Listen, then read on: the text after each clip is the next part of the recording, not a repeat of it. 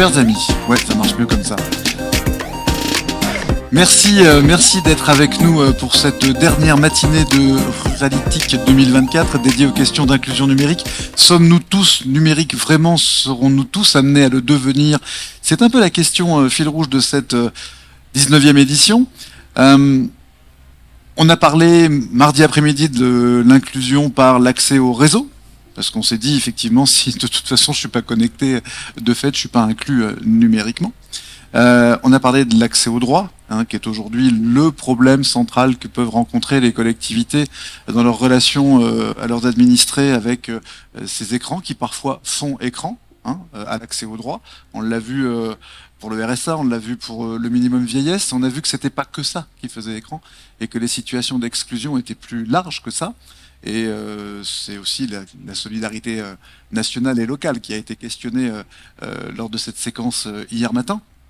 Et puis on a parlé de l'accès aux chances. L'accès aux chances, c'est l'accès à la culture, c'est l'accès à l'entrepreneuriat local, c'est l'accès à la formation. On est allé voir hier le campus connecté d'Aurillac qui permet à la rentrée à 50 étudiants qui sont répartis entre Aurillac, Saint-Flour et Mauriac, de se former aux études, non pas qu'ils subiraient, mais bien celles qu'ils veulent faire, avec des universités qui sont partout en France. Donc on a eu un débat d'ailleurs, la Cour des comptes disait ça coûte trop cher, ça ne doit pas coûter plus de 6 000 euros. Alors juste, on a tous en tête le classement PISA, où est-ce que nous sommes, et le fait que Singapour, qui est au sommet, la Corée du Sud, qui est au sommet, ils investissent en moyenne 20 000 euros d'argent public par étudiant et par an, et la Cour des comptes nous dit que ça ne doit pas dépasser 6 000. Alors voilà, on va réfléchir là-dessus. C'est un autre sujet, l'investissement dans la jeunesse et dans l'éducation. Ce matin, plus précisément, on va s'interroger sur ces conseillers numériques et médiateurs numériques, puisque tous nos échanges nous ont conduit évidemment à comprendre, en même temps on n'a pas redécouvert la roue, qu'il fallait de l'humain. Alors France Service se redéploie, on voit qu'il y a les camions jaunes de la Poste. Alors en 1926, la Poste avait lancé une opération camion jaune pour lutter contre l'isolement. Comme quoi les bonnes idées reviennent. Il faut des gens qui sont des passeurs, qui sont à la fois dotés de compétences psychosociales, d'écoute, de bienveillance, mais aussi de compétences pédagogiques pour aider les autres à devenir autonomes, et évidemment de compétences techniques, sans pour autant être des experts informaticiens. Et ces gens-là, on les appelle médiateurs numériques, on les appelle conseillers numériques. Parfois, on les appelle pas parce que c'est des secrétaires de mairie qui font ça de fait, ou des assistants sociaux, enfin assistantes et assistants sociaux, dans les CCAS, dans la relation quotidienne aux usagers et aux administrés. C'est un métier en fait. Voilà, c'est simplement ce qu'on va évoquer ce matin. C'est ces métiers, ces profils. On en a dit un mot hier avec Sacha Desmaries notamment et sur le profil, la typologie de ces conseillers numériques. On va rentrer un petit peu dans ce détail-là. Qui sont-ils? Quelles sont les compétences qui sont les leurs? Comment petit à petit on peut arriver à un référentiel métier qui fait que élus, collectivités se disent voilà, c'est un métier plus qu'une fonction. Je comprends finalement ce que font ces gens et c'est là que je comprends que c'est important. Voilà. Donc, pour aborder l'ensemble de ces sujets, je vais inviter à me rejoindre sur scène Cyril Cotonna, maire de la Devèze-Rivière et président des maires ruraux du Gers. Cyril, où es-tu? Il est là. Je t'invite à me rejoindre. Tu seras au manche debout avec moi, avec notre rôle de grand témoin. Et je vais inviter à me rejoindre en plateau Jean-Baptiste Mananti, Dory Bruyas, Marine Jouan, Bertrand Croisille, en plateau ici. Voilà, prenez place. Je vous invite à retirer votre badge parce que sinon, notre photographe va me donner un grand coup avec son grand objectif. Et je vais inviter également à me rejoindre sur le canapé plus confortable. Et Garlane Lison en plateau également. Pardon Garlane. La Mednum. Et Stéphane Gardet et Vincent Poyet, voilà, je vous invite à me rejoindre ici. Merci beaucoup.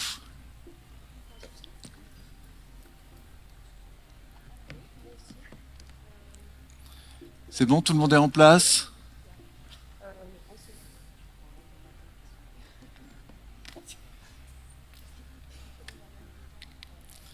Donc quel métier? Alors c'est à la fois un point d'exclamation et un point d'interrogation.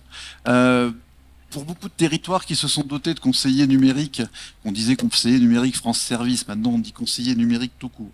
On dit plus maison France Service, on dit France Service tout court. Pour autant, ça change pas la réalité. Qui sont-ils et où sont-ils? Il y en a 4000 qui travaillent notamment en ayant été recrutés massivement par des collectivités locales. Ils ont intégré des équipes, ils sont là pour cofinancer peut-être pendant 3 ans, hein, c'est ça. Question de la pérennité de ces financements.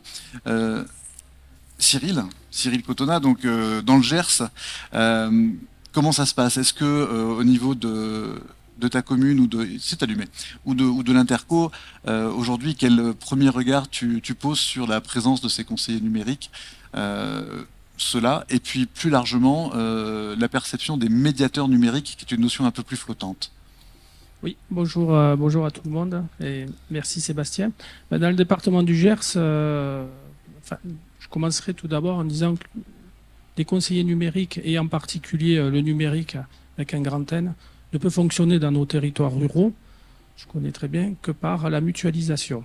Effectivement, on n'a pas la capacité que ce soit nos communes, quelle que soit la grandeur des communes, dessous de 3500 habitants, mais voire plus, des intercommunalités rurales, vous avez 7000, 10 000, 15 000 habitants, une capacité en termes financiers de pouvoir retribuer, c'est les conseillers numériques ou des spécialistes en informatique, mais également sur le point humain, d'avoir finalement des personnes formées qui au final, une fois que leur mission est remplie, risquent de ne pas rester sur nos territoires. Donc la mutualisation est nécessaire et indispensable. Sur le département du Gers, les conseillers numériques ont été embauchés par un syndicat intercommunal qui s'appelle Gers Numérique, qui a été à la base créé pour déployer la fibre optique sur l'ensemble des communes rurales hors la préfecture, à savoir Auch, qui elle avait un ami avec le partenaire historique qui est Orange. Et aujourd'hui, effectivement, le réseau étant en fin de déploiement, il a fallu réfléchir à comment réorganiser et proposer d'autres missions en termes du Gers numérique où l'ensemble des communes, par le biais des intercommunalités, sont adhérentes. Alors, effectivement, il y a 6 conseillers numériques qui ont été embauchés par le Gers numérique, qui sont à la disposition des intercommunalités, que l'on retrouve essentiellement dans les France Service, ex-maison France Service, qui elle aussi, c'est la particularité sur le département du Gers, qui fonctionne très bien et qui ont été déployés sur l'ensemble pratiquement des bourgs-centres, particularité de notre département qui est vraiment maillé avec des bourgs-centres. Et effectivement, on retrouve en fait un fonctionnement et vraiment un retour des administrés très positif. Alors, les médiateurs numériques, c'est un peu plus flou, effectivement. Beaucoup de maires beaucoup d'élus ne sont pas forcément très à l'aise avec... à la base, ils ne sont pas à l'aise avec l'outil numérique. Donc forcément, et pour beaucoup, c'est pas encore, même en 2024, fin 2024, une priorité. Alors que oui, c'est essentiel pour l'aménagement et pour le développement de nos territoires et pour le futur. Alors je dis, les médiateurs numériques au sein du département du Gers ne sont pas forcément bien identifiés. Cependant, la médiation numérique, on en fait, l'a rappelé dans le propos introductif, beaucoup les secrétaires de mairie, qui ne sont pas forcément formés à la base. Donc, ce qui est important à ce stade-là, c'est de faire très attention au glissement de fonction. Voilà. Donc, d'une part, les conseillers numériques doivent être intégrés, c'est vrai, dans les France Service. Aux côtés, je pense qu'il faut faire tomber les cloisons et permettre de faire travailler ensemble à la fois des conseillers numériques que l'on forme sur l'utilisation de telle ou telle application, de tel ou tel outil, ou également comment se comporter au niveau du numérique, en termes de sécurité, en termes de fonctionnement, etc. À côté, avec effectivement les travailleurs sociaux, car ce n'est pas leur rôle non plus Et on se rend compte, pour avoir discuté avec également d'autres collègues, que finalement, beaucoup d'administrés ont voilà, la particularité de la ruralité, c'est quand même d'avoir le contact. Et qui se retrouvent avec une personne qui peut leur finalement les aider à aller au-delà de l'utilisation de tel ou tel outil, ce qui peut être un glissement de fonction, et ça peut entraîner des problématiques. Et puis la question des secrétaires de mairie, on leur demande de tout, beaucoup, il n'y a pas forcément de reconnaissance, même s'il y a une prise en compte. On est en train de travailler avec les associations sur la revalorisation de leur métier, sur un changement, sur un montée également en niveau, ouais, puisqu'on est quand même sur des agents la plupart du temps catégorie C, qui doivent prendre des décisions et qui ne sont pas forcément, d'une part, rémunérés à leur juste valeur, et surtout qui n'ont pas une valorisation sur des prises de décision. Donc, mon sens, c'est important que l'on travaille ensemble. Je crois que les France Services sont un bon point justement pour permettre à la fois aux élus, à la fois aux travailleurs sociaux, à la fois aux agents et aux conseillers numériques et autres, de pouvoir continuer à travailler et à aider finalement nos administrés. Et puis la question viendra, c'est comment pérenniser ces métiers, si ce n'est que de les transformer la mission du conseiller numérique ou du médiateur numérique en véritable métier de la fonction publique territoriale. Merci beaucoup pour ce propos introductif qui a balayé l'ensemble des sujets. Fonction publique territoriale, on a avec nous Bertrand Croisy là, du CNFPT. On lui passera la parole tout à l'heure pour faire le point sur effectivement cette transformation, ce passage d'une mission à un métier, d'une fonction à un métier, qui est en train de se dessiner. Ce qu'on va échanger avec Jean-Baptiste Mananti, responsable des relations avec les élus et les organisations territoriales du Conseil national du numérique, c'est quels sont les attendus de la médiation numérique, ce qu'on appelle la médiation numérique. La notion est assez flottante. Et vous êtes arrivé au CNUM à projeter l'objectif final, c'est l'émancipation. C'est-à-dire, derrière l'exclusion numérique, il y a une privation de liberté quelque part. Et le fait d'être inclus, c'est aussi, alors le mot en anglais, c'est empowerment. Alors on l'a traduit, c'est empouvoirment, mais c'est donner du pouvoir aux citoyens dans cette société qui est de plus en plus numérique. Jean-Baptiste, je vous laisse nous présenter les réflexions qui ont conduit à cette démarche-là, la manière dont elle est animée aujourd'hui au Conseil national du numérique, et puis aussi les prochains sujets que vous allez aborder. Oui, merci. C'est un vaste programme. Effectivement, la manière dont on a porté une réflexion sur ces sujets, c'est par l'angle d'une notion, ça va faire sourire de rire, je pense, parce qu'on en a beaucoup parlé, qui est celle de la culture numérique partagée. Je vais revenir un tout petit peu sur la manière dont on a arrivé à essayer de mettre en avant cette notion. Voilà, quelles sont les missions du Conseil national du numérique aussi. C'est vrai, ça mange pas de pain. Alors, en deux mots, le Conseil national du numérique, c'est une commission consultative indépendante. C'est un collège d'une vingtaine de membres nommés par le Premier ministre qui sont pour leur mandature actuelle plutôt issus du milieu universitaire, toutes disciplines confondues. Ça va de la philosophe à l'informaticien, en passant par économiste, juriste, psychiatre. Et leur travail, c'est de porter une vision interdisciplinaire sur les impacts sociaux et sociétaux du numérique sur notre quotidien. Et donc, depuis 2021, depuis la nomination de cette mandature-là, on a publié plusieurs dossiers pour comprendre la manière dont fonctionnait l'économie de l'attention, les impacts du numérique sur la construction et la transmission des savoirs, la diffusion des fausses informations, les relations entre les humains et les machines dans le cadre du travail.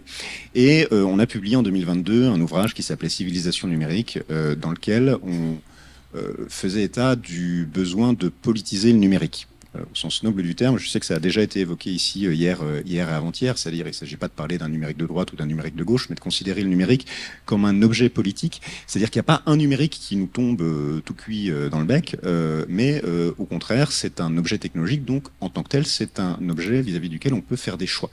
L'exemple tout simple qu'on prend souvent, c'est celui du modèle économique des plateformes qu'on utilise. On sait aujourd'hui que ce modèle économique favorise la diffusion des fausses informations, la captation de nos capacités attentionnelles, mais ce modèle-là, qui est basé sur cette économie de l'attention, il n'est pas obligatoire. On peut imaginer, et il y a d'ailleurs des organisations, des entreprises qui imaginent d'autres modèles, des modèles alternatifs pour ces plateformes. Et donc, il y a une possibilité de faire du choix. Et donc, il y a un besoin que ce choix soit issu d'un vrai débat politique et citoyen. À partir du moment où le numérique va avoir une influence sur notre quotidien à tous, y compris quand on n'est pas professionnel, utilisateur, expert, sachant du numérique, il y a besoin que tout le monde puisse avoir son mot à dire sur l'évolution de ces outils et la manière dont ils sont construits et la manière dont ils nous sont proposés.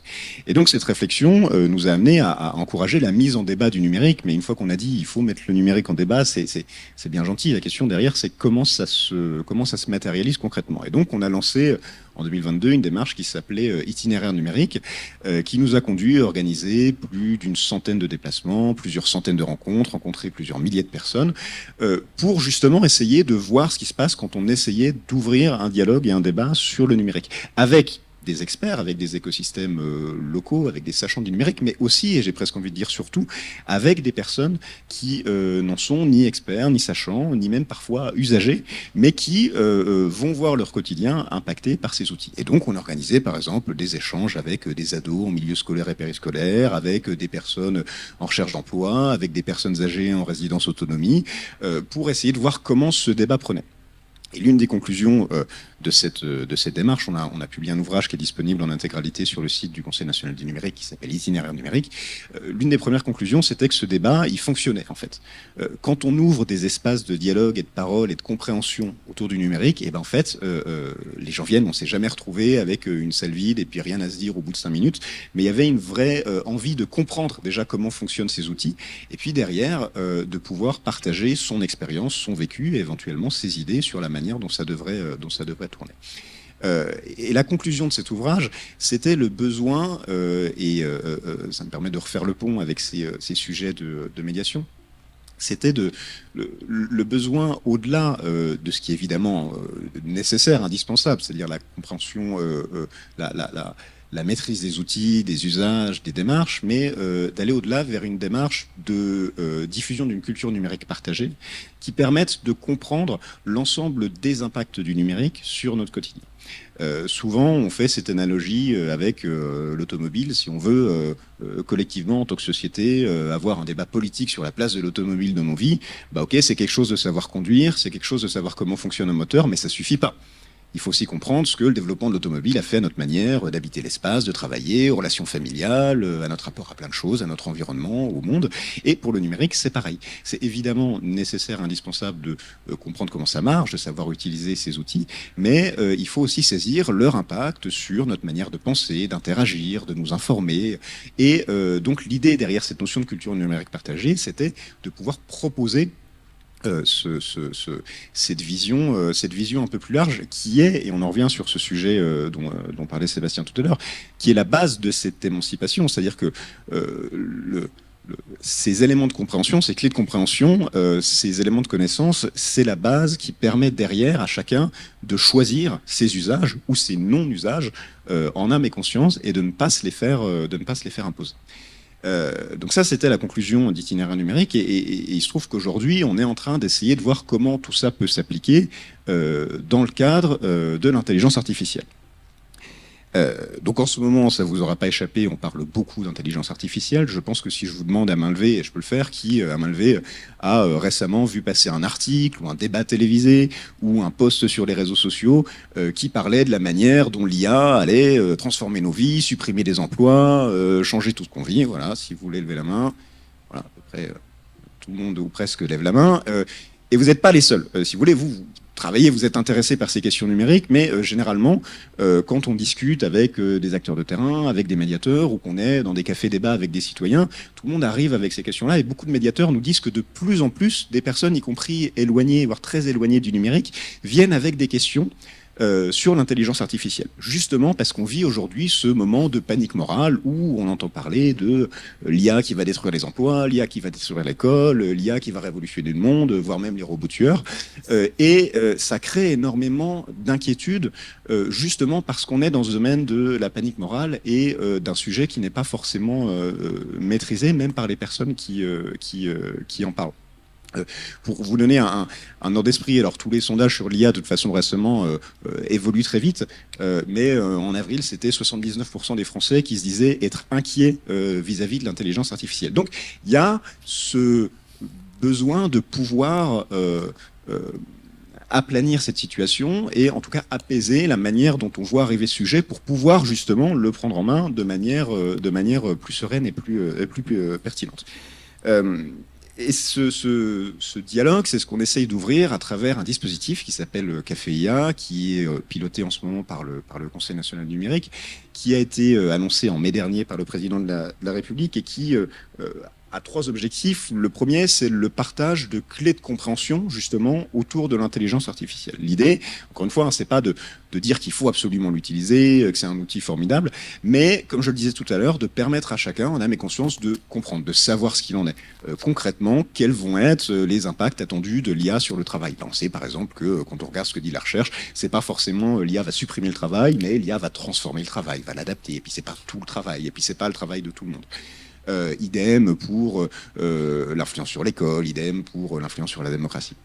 Donc d'une part, partager des éléments de compréhension qui permettent de battre en brèche cette panique morale, politique et médiatique. Deuxième objectif, c'est de proposer des espaces de dialogue et de débat qui soient ouverts. L'idée, c'est pas de porter une vision très descendante de l'IA et dire voilà ce que vous devez savoir, point, mais d'avoir des moments où chacun peut s'exprimer, débattre. Et là, on est donc dans la continuité de ce que je disais tout à l'heure sur la mise en débat du numérique à travers itinéraire numérique. Et puis le troisième élément, qui est peut-être le plus prospectif, c'est de parvenir à mettre chacun en situation d'action ou de choix vis-à-vis de l'IA. C'est-à-dire justement, après cette compréhension, après ces échanges, essayer de voir comment, localement, au sein de nos communautés, on peut décider de s'en saisir ou de ne pas s'en saisir. Mais encore une fois, le faire en âme et conscience. Donc depuis juin, on essaye de développer et de structurer ce dispositif. Alors on a la chance de pouvoir travailler là-dessus avec des partenaires comme la MEDNUM, comme la NCT, comme Réseau Canopé, donc pas mal d'institutions nationales qui évidemment ont leur mot à dire sur ces sujets. Et puis aussi de manière ouverte à travers des bureaux ouverts qu'on organise chaque semaine et donc lors desquels chacun peut venir. On a accueilli depuis juin plus de 500 personnes, je crois, à peu près, des citoyens, des élus, des enseignants, des médiateurs, des artistes qui étaient intéressés par cette démarche et qui voulaient la construire avec nous, parce qu'on essaye de la penser de manière la plus ouverte possible. Et puis en parallèle de ça, on a commencé à lancer sur le terrain des expérimentations, pour voir là encore quelles sont les conditions de réussite de ce genre de moments de partage autour de l'IA. Je vais juste vous donner trois premiers éléments qui sont assez saillants, mais qui, encore une fois, sont dans la continuité de ce qu'on avait pu observer à travers ces centaines de rencontres qu'on avait fait lors de la démarche itinéraire numérique. La première des choses, c'est la notion de convivialité. Ce qui fonctionne, c'est pas quelque chose d'imposé, c'est pas quelque chose de descendant, c'est pas quelque chose de douloureux presque dans la relation qu'on a à cet apprentissage. Mais on arrive beaucoup mieux à se parler, on est dans des conditions beaucoup plus favorables quand on est dans un cadre convivial, que ce soit autour d'une bière, d'une limonade ou d'un café. C'est pour ça d'ailleurs qu'on avait voulu appeler ce dispositif Café IA. Le deuxième élément qui est évidemment lié, c'est la proximité. Ces initiatives, elles fonctionnent, c'est pas grave. Ces initiatives, elles fonctionnent bien quand on est dans une logique de proximité. Et donc, ça implique d'essayer d'investir les lieux du quotidien, évidemment de s'intéresser aux démarches d'aller vers. On l'a vu pendant l'itinéraire numérique, dire venez débattre du numérique à la sous-préfecture ou dans la mairie, ça fonctionne pas. En revanche, quand on va dans les lieux de vie, dans les cafés, dans les gares, dans les espaces sociaux, dans les tiers-lieux au sens très large, au sens de Goldenberg, hein, les lieux du vivre ensemble, on arrive à avoir ces éléments de discussion. Et puis, le dernier élément, qui est peut-être le plus important, en tout cas à mes yeux, c'est le caractère décentralisé de la démarche. Il ne s'agit pas d'imposer une vision, une manière de faire. Il y a déjà énormément de choses qui se font, énormément d'acteurs qui qui construisent des modules pédagogiques, des modules de formation, des moments d'échange, d'expérimentation. Et l'idée, c'est beaucoup plus de les rassembler, de favoriser leur mise en réseau, de les outiller là où on a des demandes d'outils, parce que c'est ce qui nous remonte aussi, pour pouvoir créer, en gros, collectivement, ce commun de la connaissance autour de l'IA, avec à la fois des ressources pédagogiques et des ressources d'animation. Donc, vous l'avez compris, hein, la manière dont on essaie de structurer ça, parce que c'est encore en structuration, elle est le plus ouverte possible. Chacun peut s'en emparer à son échelle. On a déjà plusieurs exemples, en particulier plusieurs exemples dans les espaces ruraux, parce que on peut assez vite sur ces sujets d'IA commencer à se dire que c'est des considérations plus urbaines, pas du tout. Et donc, par exemple, on a organisé des cafés IA. Alors, j'ai commencé à faire une petite liste avec des citoyens dans un café associatif dans le Finistère, avec des élus et des secrétaires de mairie dans les Vosges, avec des TPE et des PME dans le Jura, et puis d'ailleurs avec Garland dans la Drôme, on avait organisé une rencontre, un échange autour de ça avec des médiateurs, parce que c'est une évidence, mais il faut le dire quand même. Évidemment, les acteurs de la médiation numérique ont un rôle de poids à jouer dans ce dispositif, parce qu'ils sont passeurs, parce que c'est des acteurs de confiance, et parce que, comme je le disais tout à l'heure, c'est lors de cette rencontre d'ailleurs qu'on a eu plusieurs personnes qui nous ont dit que ces éléments-là, ces questions sur l'IA, des publics de la médiation numérique commençaient à venir de plus en plus lors des discussions. Donc, si je peux prendre encore 2 minutes pour, on va dire, faire la pub du dispositif. On vous encourage évidemment, si le sujet vous intéresse, à vous lancer, à le prendre en main, à monter des expérimentations auprès de vos publics, près de chez vous, dans vos structures, dans vos collectivités. Nous, évidemment, on met à votre disposition plusieurs choses sur ça. D'abord, tout un pool de ressources d'animation clés en main qu'on recense et qui nous sont remontées par des acteurs de terrain. Ensuite, des ressources pédagogiques qui permettent de se former et d'avoir un peu les éléments pour répondre aux principales questions qui sont remontées sur ces sujets-là.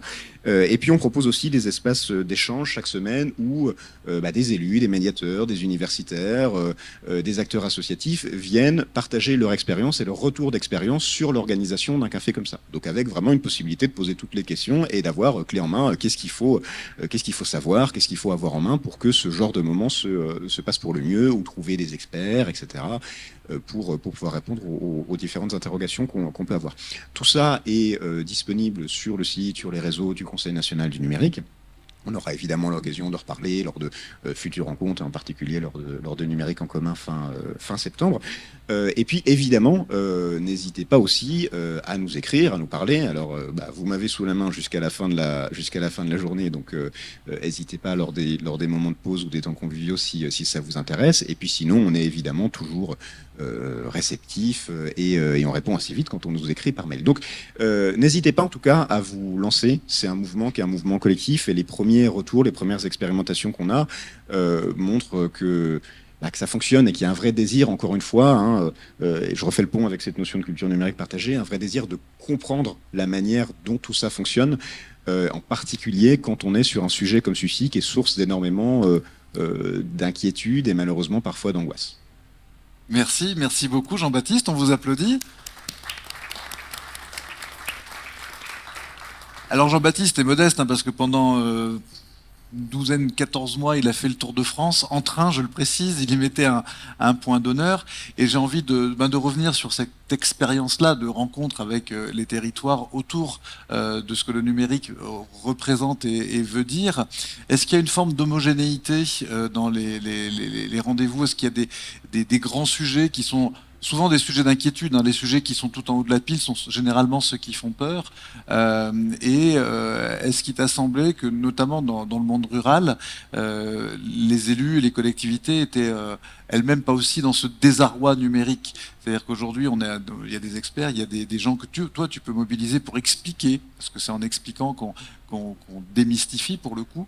Mais est-ce qu'il te semble que les collectivités sont elles-mêmes un peu inquiètes, et les élus, vis-à-vis de ce numérique qui prend de plus en plus de place?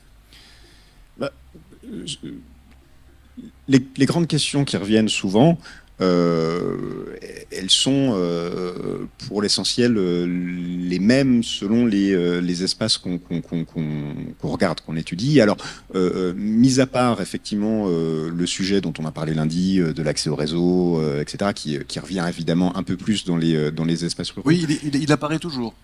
Il dans apparaît, l'espace rural, il est toujours. il apparaît encore, il apparaît moins évidemment, de moins en moins d'année en année, moins, puisque l'accès évolue, mais c'est vrai qu'il revient parfois. Maintenant, les grandes thématiques qui reviennent le plus souvent, c'est ce qu'on établissait dans Itinéraire numérique.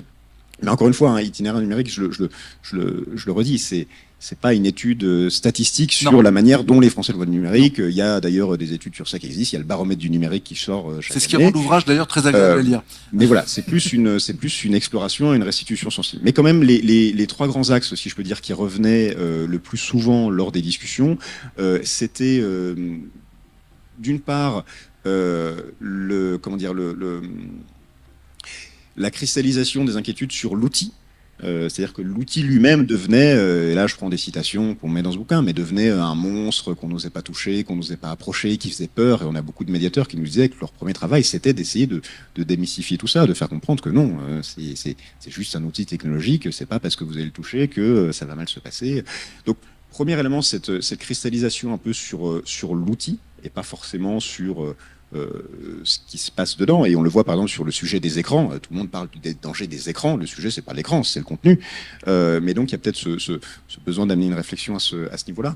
Le deuxième élément, c'était évidemment le sujet des démarches, de l'accès au droit, qui revient très souvent, mais je pense aussi parce que pas mal de personnes qui sont éloignées du numérique sont confrontées au numérique par cette obligation-là. Pour le coup, sur les sujets des démarches, on a cette obligation d'y aller là-dessus.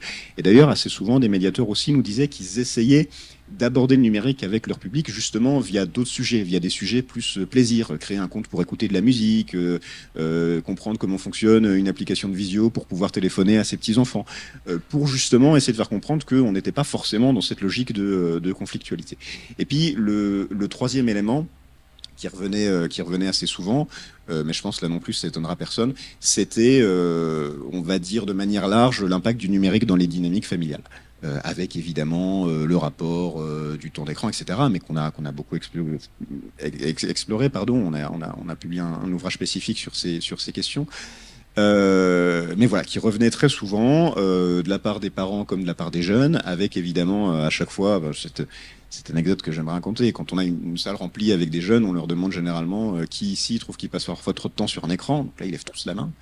On leur demande qui trouve que ses parents passent parfois trop de temps sur un écran. Et là, ils lèvent tous la main aussi. Et puis, c'est la même chose quand on demande aux parents qui trouvent que ses enfants passent trop de temps sur un écran. Pareil, c'est la même main. Et puis, quand on pose la question qui en discute déjà avec ses parents, là, tout le monde baisse la main. Et donc, ça permet de mettre en avant en fait ce besoin de dialogue, y compris au sein des familles, sur ces sujets-là. Mais voilà, c'est les trois principaux axes qui revenaient le plus souvent. Merci beaucoup Jean-Baptiste. Cyril, est-ce que tu as déjà sur ton territoire, à la Levèze-Rivière, essayé d'organiser une réunion publique ou un temps d'animation autour des pratiques numériques de tes administrés? Alors non, ça j'avoue, je ne l'ai pas fait sur ma commune, mais j'ai pris note et je pense que on va essayer de l'organiser sur des communes. Je crois que c'est notre rôle aussi en tant qu'association d'élus de pouvoir faciliter justement nos collègues élus, de pouvoir organiser ce genre de réunion au plus près, plus local. Effectivement, je rejoins Jean-Baptiste sur le fait que, également, pour pouvoir expliquer ou permettre à nos administrés, à nos gens de pouvoir utiliser et mieux s'approprier l'outil informatique, rien de tel que le côté ludique. Effectivement, je crois que il voit après le résultat et l'intérêt que ça peut apporter. Je crois aussi effectivement à des rencontres au plus près des locaux. Alors, nous, la particularité, au-delà des conseillers numériques ou des médiateurs, il y a aussi des associations. Hein. Le monde associatif, encore plus dans le monde rural, est très très important. Hein. Et on réussit à faire. Il y a un certain nombre d'associations. J'ai le cas sur ma commune où une association organise des ateliers informatiques, justement pour un peu vulgariser l'outil numérique, l'utilisation, comment on peut naviguer sur les réseaux sociaux, effectivement, comment fonctionne un outil de visio pour pouvoir contacter, appeler ces petits-enfants. Donc effectivement, je crois qu'il faut développer de plus en plus et encourager. Je crois que c'est aussi notre rôle en tant que, je le dis encore une fois, en tant qu'association d'élus, de pouvoir aider nos collègues à pouvoir organiser ce type de réunion. En tout cas, je le dis ici, dès mon retour, je pense organiser, sous l'égide des maires ruraux du Gers, une réunion dans une ou plusieurs communes. Je vais voir lesquelles sont autorisées, en utilisant les fascicules du CNN, d'organiser un café IA, je pense, sur une ou deux communes sur notre territoire gersois. Merci Cyril. Alors c'est vrai que ça, tu es peut-être plus à l'aise avec ce sujet-là parce que toi-même tu travailles dans l'informatique, mais aujourd'hui justement ce type d'approche permet à des maires qui sont pas forcément ni pratiquants ni experts du numérique, et bien justement de faire venir quelqu'un qui va avec pédagogie et bienveillance présenter un certain nombre de facilités aux administrés. C'est-à-dire, c'est pas parce qu'on s'y connaît pas, quand on est maire, on s'y connaît dans tout et dans rien à la fois, parce qu'il faut savoir tout faire. Mais c'est pas parce qu'on n'est pas un expert du sujet qu'il faut pas organiser un temps d'échange et se mettre peut-être aussi parfois au même niveau, parce que c'est la réalité. On est tous, moi je suis un intermittent du numérique, hein, je suis régulièrement exclu quand je découvre une nouvelle solution, mais le fait est que voilà, je pense qu'il faut pas avoir de complexe là-dessus, c'est important. Pour des maires qui ne sont pas issus de cette filière-là, de néanmoins la mettre au débat, parce qu'on voit que ça cristallise un certain nombre de peurs, d'angoisses, qui, si elles ne sont pas exprimées, ne seront pas prises en charge, et si elles ne sont pas prises en charge, ces gens se dirigent à grands pas vers l'exclusion. Ces médiateurs, effectivement, ils sont au cœur de ces démarches-là, vous en avez sur vos territoires, et aujourd'hui, ils ont une structure qui les représente, qui s'appelle la Mednum, dont Dory Bruyas est la présidente, et Garland Nison est membre du conseil d'administration de la Mednum, en charge, elle, des médiateurs numériques et des personnes physiques. On va voir pourquoi ce distinguo. Donc juste avant de donner la parole à Dory, je vais vous demander de l'applaudir a priori, s'il vous plaît, je vais vous dire pourquoi après. Vous allez voir pourquoi. Puisque Dory est la championne de cœur de notre tournoi de pétanque d'hier. Absolument. Puisqu'elle a mis une pile à nos deux champions. Voilà, donc on l'applaudit. Ah, 13-12, c'est pas une grosse pile non plus. Hein. Dans une équipe avec Stéphane Gardet, que je tiens à saluer. Bravo Stéphane alors. Bravo Stéphane. Voilà, toute plaisanterie mise de côté. Alors, c'est une deuxième intervention pour moi. Du coup, je vais essayer de ne pas répéter ce que je vous ai déjà dit hier. Et en fait, je crois que j'ai envie de vous raconter un truc. Moi, j'ai pas suivi de cursus en informatique. À l'époque, on parlait d'informatique, on parlait pas de numérique. J'ai un bac S, bon, ok. Je me suis enthousiasmée très tôt pour le montage d'ordinateurs. À l'époque, j'avais un Pentium 2. Pour ceux qui s'en souviennent. En fait, je voulais faire du son, donc tout l'enjeu, c'était monter une carte son. Du coup, pour ça, j'avais un ordinateur qui marchait pas très bien, j'ai dû flasher le BIOS. Sauf qu'en fait, il n'y avait pas Internet. Donc, pour flasher le BIOS, il fallait que d'abord je comprenne qu'il fallait flasher le BIOS, puis qu'après, ensuite, je trouve des livres qui m'expliquent comment flasher le BIOS, etc. Enfin, vous voyez, ça a été un long périple qui m'a emmené aujourd'hui... où j'en suis. Je suis passée aussi par une école de journalisme qui s'appelle le CFJ. Mon métier, c'est journaliste. Hein. Et, enfin, plus du tout d'ailleurs, au passage. Ce qui n'empêche qu'à l'époque, on avait pour moteur de recherche, vous vous en souvenez peut-être aussi, Alta Vista. Qui a connu Alta Vista ? Voilà, il y en a quelques-uns. Google n'était même pas un sujet. Et puis, progressivement, il y en a certains qui ont rencontré... des amis sur Caramel. On s'était beaucoup inquiété de ces gens bizarres qui avaient décidé de faire fonctionner des modems 56K en monopolisant la ligne téléphonique, je vous le rappelle, pour se lancer du coup dans ce truc qu'est le numérique. Et donc, s'il y a bien une histoire intéressante dont il faut se souvenir, c'est que la médiation numérique, c'est que des profils comme ça. Des gens qui sont rentrés dans le numérique sur des modèles très autodidactiques, on va dire ça comme ça. Et que du coup, c'est devenu même un mode de fonctionnement. Ça s'appuie sur ce qu'on appelle des compétences psychosociales assez particulières, qui sont d'ailleurs pas que des compétences, parfois qui sont des défauts, qui consistent à s'acharner, répéter, pas avoir trop peur de l'erreur, chuter, remonter en selle, pas avoir peur d'être ridicule. Souvent, ça crée du coup des professionnels très ambigus en termes d'estime, c'est-à-dire qu'ils se sentent jamais tout à fait compétents, assez légitimes. Et en même temps, on peut comprendre pourquoi. C'est-à-dire qu'ils ont inventé leur métier. Moi, j'ai inventé mon métier. J'ai même inventé des organisations qui répondaient à des besoins à l'époque que personne n'estimait être des besoins. Donc, vous vous rendez compte un peu de cette situation assez incroyable finalement, qui est on a inventé nos métiers dans un contexte en transformation.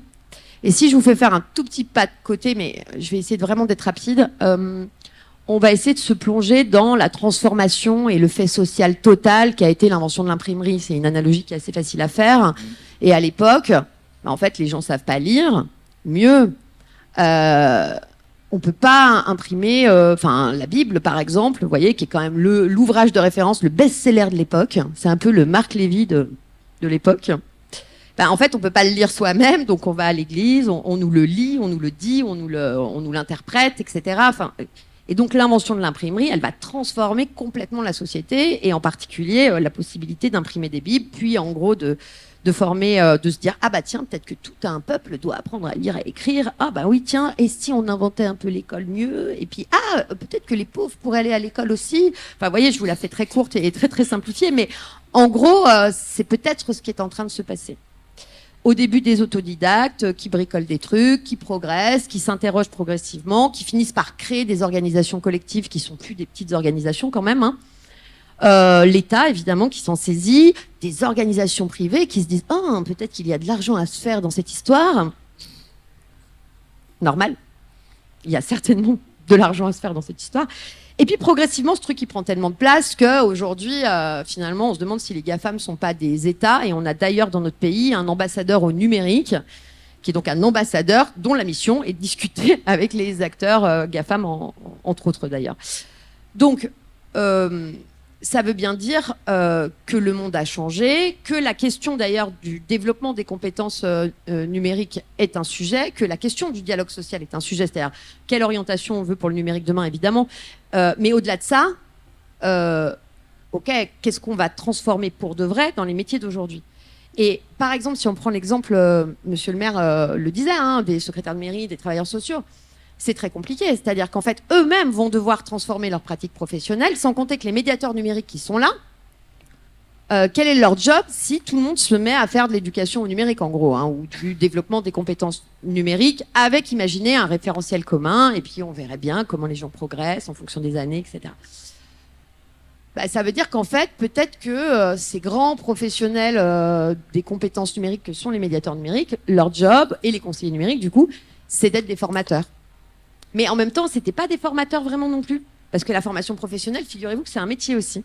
Et donc, c'est cette hybridation qui est extrêmement passionnante à vivre et qui est en même temps extrêmement compliquée, ça vient poser la question des métiers, sur laquelle Marine reviendra évidemment juste après. Et donc, nous, à la MENNUM, il a fallu faire ça aussi. C'est-à-dire avoir un collège de médiateurs physiques, de médiateurs de terrain sur lequel... collège qui sera repris par Garland, mais il a fallu aussi rassembler d'autres acteurs, ce qu'on appelle les affinitaires, les collectivités, en disant ok, on est peut-être sur un projet collectif.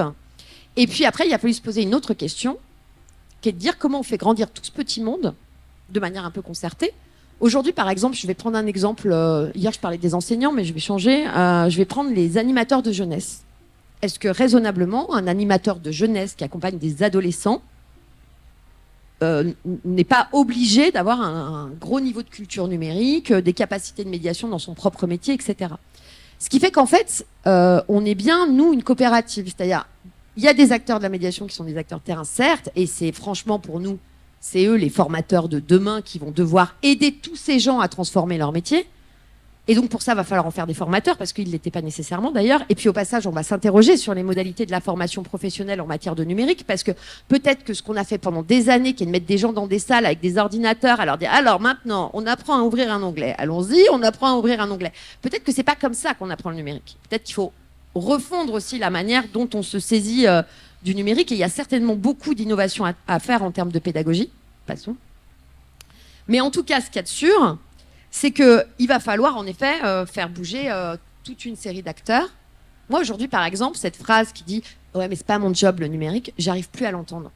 C'est un peu comme si quelqu'un me disait « Tu sais, moi, l'écriture, la lecture, tout ça, c'est pas mon job ». En fait, t'as pas le choix. Tu peux essayer, hein, mais t'as pas le choix. Et donc, peut-être que, en tout cas, nous, notre job à la MENUM, mais vraiment, pour vous dire, hein, je crois qu'on est vraiment en train de le faire et on réussit, j'espère, plutôt bien à le faire. C'est finalement de structurer, de créer des standards, parce que en fait la structuration, je faisais l'analogie avec la fibre et avec les câblages hier, mais évidemment qu'on est obligé de créer des standards, de former en interne, enfin de former les professionnels de la médiation dans le cadre de leur formation continue. Je pense aux conseillers numériques par exemple, mais plus largement les acteurs de la médiation numérique, et ça se fait grâce au soutien de l'ANCT et de la Banque des Territoires. Mais en gros, on a un programme de formation qui est dingue. Là, je crois qu'on a déjà passé 1500 stagiaires depuis le début de l'année qui sont venus se qualifier sur la parentalité numérique, c'est-à-dire comment j'interviens auprès des parents, qui sont venus se qualifier sur les questions de cybersécurité, bientôt certainement sur la question de l'IA. Bref, c'est ça leur job. Et je pense que... moi, je suis très enthousiaste, je suis extrêmement optimiste. Je trouve qu'on progresse. Je pense qu'il y a encore, il faut convaincre encore, évidemment, il faut expliquer encore, etc. Mais on a bien entamé le job. Reste à savoir si, évidemment, puisque c'est un sujet politique, les incertitudes qui sont les nôtres en matière de politique, donc, nous permettront de continuer de pousser. Ça veut dire qu'on va avoir besoin du soutien des maires, des parlementaires.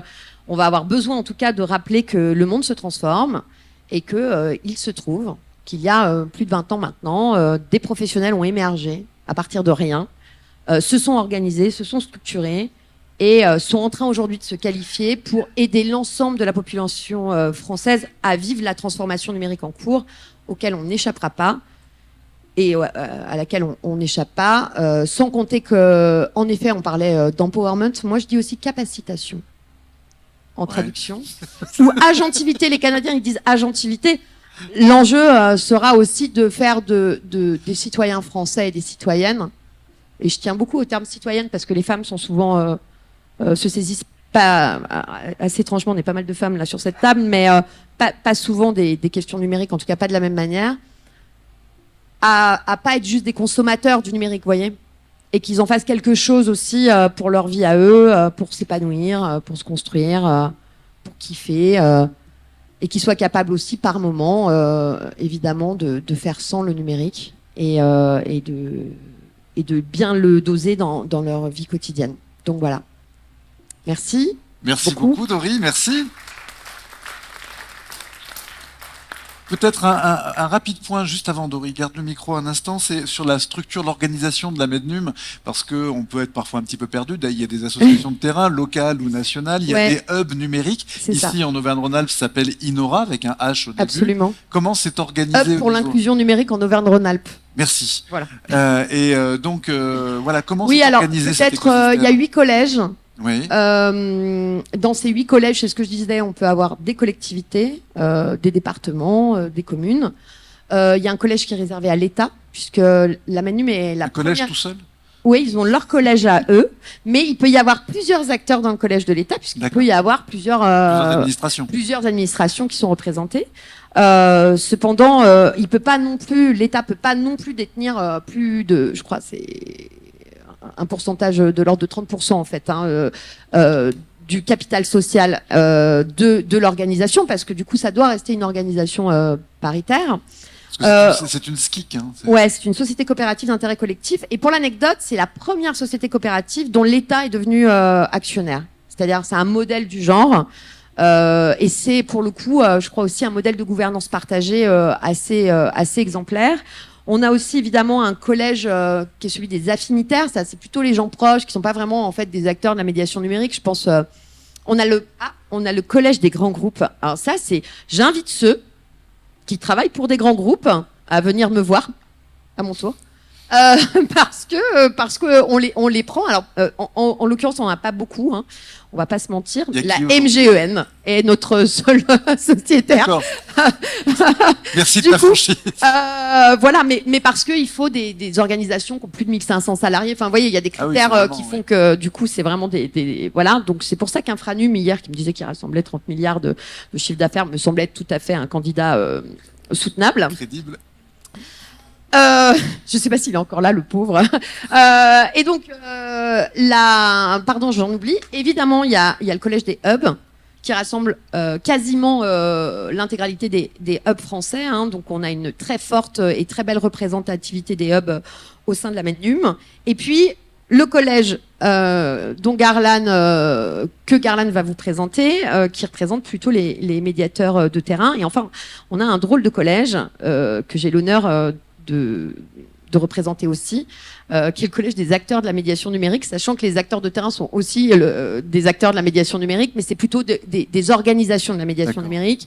Et donc, on va avoir des associations ou des associations ou des entreprises, ça peut, qui clairement, dont le métier, l'objet social, est la question de la médiation numérique sur les territoires. Et donc là, par ailleurs, vous êtes évidemment les bienvenus, sachant que par exemple pour les communes c'est aussi un espace intéressant parce que du coup c'est un espace où on a un enjeu de produire des ressources collectives et c'est pas une asso, donc ça c'est assez particulier quand même, c'est-à-dire en gros on devient actionnaire, ça veut dire qu'on fait partie d'une coopérative, vous voyez c'est comme les coopératives laitières. En gros, tout le monde produit un peu du lait, nous on le met ensemble et après on va le vendre et on se met d'accord sur ce qu'est le lait par contre et le bon lait, comme ça on est sûr de produire un lait de qualité. Mais c'est bien l'enjeu quand même de monter des grands projets d'ampleur nationaux tous ensemble et que chacun trouve un modèle économique dans ces modèles. Du coup, c'est important, c'est ESS, modèle économique quand même, entrepreneuriat quand même, soutien au secteur évidemment. Et par ailleurs, ce que je disais, c'est que en effet, on rentre au capital, on le fait une fois. Et on n'a pas besoin de le refaire, quoi. Voilà. Est-ce que c'est clair, à peu près? Et on a un CA avec un représentant de chacun des collèges dans le CA. Et j'ai l'honneur d'être élue. Bon, évidemment, je les force un peu. Et réélue, puisque j'ai été réélue récemment. Et ce sera mon dernier mandat, d'ailleurs, puisque pour garantir justement une gouvernance un peu saine, on multiplie pas, on fait pas de cumul des mandats, en tout cas, pas plus de 2 fois, quoi, en tout cas. Voilà. Merci beaucoup, Dory. Alors avec Garland, on va se pencher effectivement sur ces acteurs de terrain, ces médiateurs personnes physiques, que je salue d'ailleurs sur YouTube, puisque un certain nombre d'entre eux m'ont demandé à pouvoir suivre les échanges. Et donc on a mis en place, on était jusqu'à présent 385, dont 53 personnes de la Martinique grâce au Caribbean Institute Innovation. Alors ils nous ont plutôt regardé mardi après-midi, hein, eux. Mais donc voilà, je salue nos amis parce qu'ils m'ont dit je peux pas me déplacer parce que c'est compliqué de me libérer, c'est compliqué de mettre des sous pour mon déplacement, même pour les formations, c'est compliqué. Donc aujourd'hui, effectivement, ces conseillers numériques qui sont partout, tu vas nous dire effectivement, médiateurs numériques, conseillers numériques, combien sont-ils? Quelle est cette armée? Où sont-ils? Dans des collectivités, dans des associations, parfois privées, d'entreprises privées ou totalement indépendants. Garland, si tu peux nous les présenter quantitativement, qualitativement, et nous raconter aussi peut-être leur quotidien, leurs aspirations, et ce vers quoi on essaie de les emmener. Je vais faire ça, Sébastien, merci. Du coup, comme l'a dit Dory, donc je représente au sein de la MENUM le collège des acteurs de la médiation numérique et indépendants, et ce est assez important. Et je vais vous le dire tout de suite, je ne suis pas médiatrice numérique. Donc on pourrait dire, pourquoi, qu'est-ce que tu fais là? Qu'est-ce que tu fais? Il se trouve que il y a quelques années, au moment du renouvellement du CA de la MENUM, on m'interpelle en me disant, est-ce que tu connais des médiateurs qui pourraient être intéressés et pour venir justement au CA de la MENUM pour représenter ce fameux collège des médiateurs numériques. Donc je donne un nom, j'étais sûr qu'elle allait dire oui, c'était quelqu'un d'hyper dynamique, une super médiatrice numérique, etc. Il téléphone. Et on revient vers moi en disant, en fait, le problème, c'est que les médiateurs ne se sentent pas légitimes à être dans cette MEDNUM. Et on va se casser le nez parce que les acteurs, effectivement, ne se sentent pas légitimes d'aller dans leur semblait un gros truc, un petit peu flou, institutionnel, avec l'État dedans, enfin voilà. Presque un syndicat. Et voilà, donc ça faisait un petit peu peur, donc on est revenu vers moi en disant, est-ce que tu accepterais le job en ayant pour mission, justement, puisque je ne suis pas médiatrice numérique, mais jusqu'il y a quelques mois, j'ai été coordo d'un réseau pendant une quinzaine d'années de médiateurs numériques. Donc sur le territoire de la Drôme, puis de la Drôme-Ardèche, puis de la Drôme, bref. Acteur aussi de l'ancêtre de ce qui deviendra Inora, c'est-à-dire la Coraya, Coordination Régionale de l'Internet Accompagné. Oui. À l'époque, on ne parlait que de Ronald. Les deux, là, vous jouez à nous donner des sacrés coups de vieux, quand même, entre Altavista et Coraya. Ça devient naturel au bout d'un certain temps. Hein. On m'a appelé Michel Drucker de la médiation numérique une fois. Merci. Donc effectivement, on a changé, voilà, on a un petit peu contourné et c'est devenu le collège des médiateurs numériques et indépendants, puisque je suis indépendante, pour représenter. Et donc j'ai à cœur, depuis que je suis élue, donc j'ai été renouvelée, réélue aussi très récemment au mois de juillet, donc dernier mandat aussi. Depuis que je suis élue, j'ai à cœur d'essayer justement de pousser à la fois les médiateurs à se sentir légitimes à venir au sein de la MEDNUM, mais à venir aussi ailleurs, et j'y reviendrai. Mais aussi à dire, bah voilà, aujourd'hui, au sein de la MEDNUM, mais ici aussi, on parle de médiation numérique, il y a très peu de médiateurs numériques. Et je le regrette. Et aujourd'hui, on n'a pas de témoignage, dans ces 3 jours, il n'y a pas de témoignage d'acteurs de terrain. Enfin, dans le... Il y en aura juste après. Non, il y en aura après, mais c'est relativement... Enfin, vu la diversité, tu m'as demandé de les présenter, je le ferai, mais vu la diversité des acteurs, il y aurait 3 jours de plus à faire, en fait. Si et effectivement, moi, je les pousse à venir à Rurality, Canec, etc. C'est compliqué. Et c'est compliqué pour plusieurs raisons. J'ai déjà dit, ils se sentent pas légitimes. Ils ont même pas ils se sentent pas eux-mêmes légitimes pour venir sur ce genre d'institutions, d'événements, de séminaires, etc. Mais il y a aussi un autre phénomène, c'est que on les laisse pas sortir. Et pourquoi on les laisse pas sortir? Alors j'ai une petite analyse qui n'est que la mienne, mais je vais vous la partager. Il y a le phénomène, si le médiateur est pas là, le service ne fonctionne pas. Ça, ouais. Je peux l'entendre. Mais il y a aussi, et ça a été dit par Monsieur le maire, il y a un flou autour de tout ce qui est médiation numérique, les enjeux, etc. Et si on ne fait pas une forme d'acculturation des élus locaux sur ce qu'est la médiation numérique, les enjeux, ce qu'elle recouvre, on est très vite dans des idées reçues, à savoir c'est de l'accès au droit, c'est de l'accompagnement de la démarche en ligne, et ça va concerner, je la fais très schématique et très caricaturale, les seniors et les précaires. Or, c'est pas ça la médiation numérique, ça va beaucoup plus loin que ça. Et les médiateurs numériques doivent être sur ce genre d'événements parce que pour se nourrir, on a parlé tout à l'heure d'IA, je reviendrai sur les sujets en émergence, mais on a besoin d'acculturer les élus pour qu'ils laissent partir leurs médiateurs pour leur expliquer qu'effectivement ils ont besoin de se nourrir et de se nourrir en permanence. Le sujet évolue tout le temps, la société évolue tout le temps. La médiation numérique, ce qu'elle était il y a 10 ans et ce qu'elle est aujourd'hui, ça n'a rien à voir. Donc c'est vraiment, faut accepter que ça fait partie d'une forme de formation continue. Et puis il y a une question aussi de légitimité des médiateurs numériques. Alors il y a le fait aussi qu'on a multiplié des dispositifs. Hein, les premiers médiateurs numériques, en tout cas dans l'histoire de l'Ardèche, c'était des emplois jeunes par exemple. C'est ça, hein. Voilà, qui pour certains ont été titularisés de la fonction publique, catégorisés, puis une fois qu'ils étaient titularisés, catégorisés, la plupart restaient catégorisés, et j'en ai encore qui sont encore des anciens emplois jeunes, toujours en catégorisés. Donc il y a des dispositifs qui se cumulent, il y a une absence de reconnaissance quand même jusqu'à maintenant, alors c'est en train d'évoluer, et j'espère que ce n'est que le début, mais il y a aussi un travail de légitimité à faire auprès des acteurs locaux, c'est-à-dire que, quelle est la place du médiateur numérique? Qu'est-ce qu'il fait? Jusqu'où il va? Comment on arrive à intégrer cette notion d'inclusion de médiation numérique auprès des acteurs, des organismes de services publics, auprès des travailleurs sociaux, auprès des acteurs de la santé aussi, et comment on arrive à travailler cette légitimité pour quel est son rôle, quelle est sa place, quelle est sa mission, comment on peut créer des écosystèmes locaux pour éviter l'errance des publics, parce que ça c'est aussi un vrai sujet. Et donc il y a vraiment tout un travail autour de la légitimité qui me semble vraiment absolument essentiel à soulever. Donc les médiateurs numériques, les conseillers numériques. Alors moi je fais pas trop de différence parce que pour moi un conseiller numérique c'est un dispositif mais la fonction reste la même, c'est des médiateurs numériques. Il y a effectivement plusieurs, il devrait y avoir plusieurs grades, plusieurs niveaux, plusieurs catégories dans la médiation numérique, parce qu'il y en a qui font de l'accompagnement, d'autres qui sont carrément chefs de projet et qui sont, voilà. Donc, qui ils sont et où ils sont? Bah, ils sont partout. Et c'est bien ça le problème.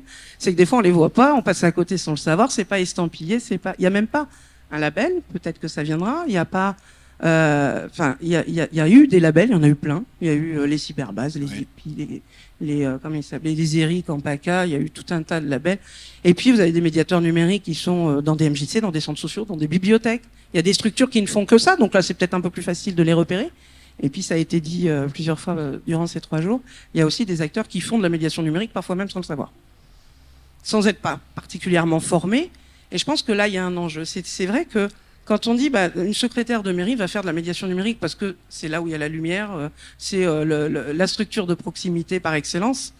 Donc, on ne sait pas vers qui se tourner, on va voir la mairie et souvent la secrétaire de mairie est sollicitée. Alors, elle fait parce qu'elle a le sens du service. Mais des fois, elle n'est pas formée, elle n'est pas beaucoup plus formée et plus compétente que l'usager. Enfin, si, sur la question mais la posture d'accompagnement et les questions de cybersécurité, c'est pas forcément son métier.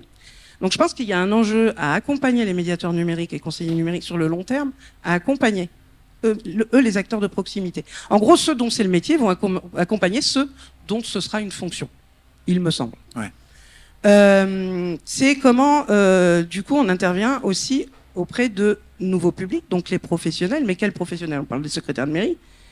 Il y a aussi les acteurs qui vont intervenir chez l'usager, les auxiliaires de vie, par exemple. On va de plus en plus développer des systèmes connectés pour le maintien à domicile, par exemple.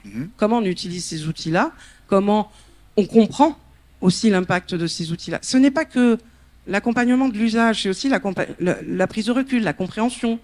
Dory a parlé, non, c'est peut-être Jean-Baptiste, pardon, des modèles économiques des GAFAM. Eh ben, c'est pas anodin à comprendre. Et quand on comprend ça, déjà, on comprend plein de choses. Et ça, c'est le rôle du médiateur numérique. Voilà. Il n'est pas là que pour accompagner, il est là pour éclairer, pour permettre une prise de recul. Et ça se travaille sur le long terme, le très long terme.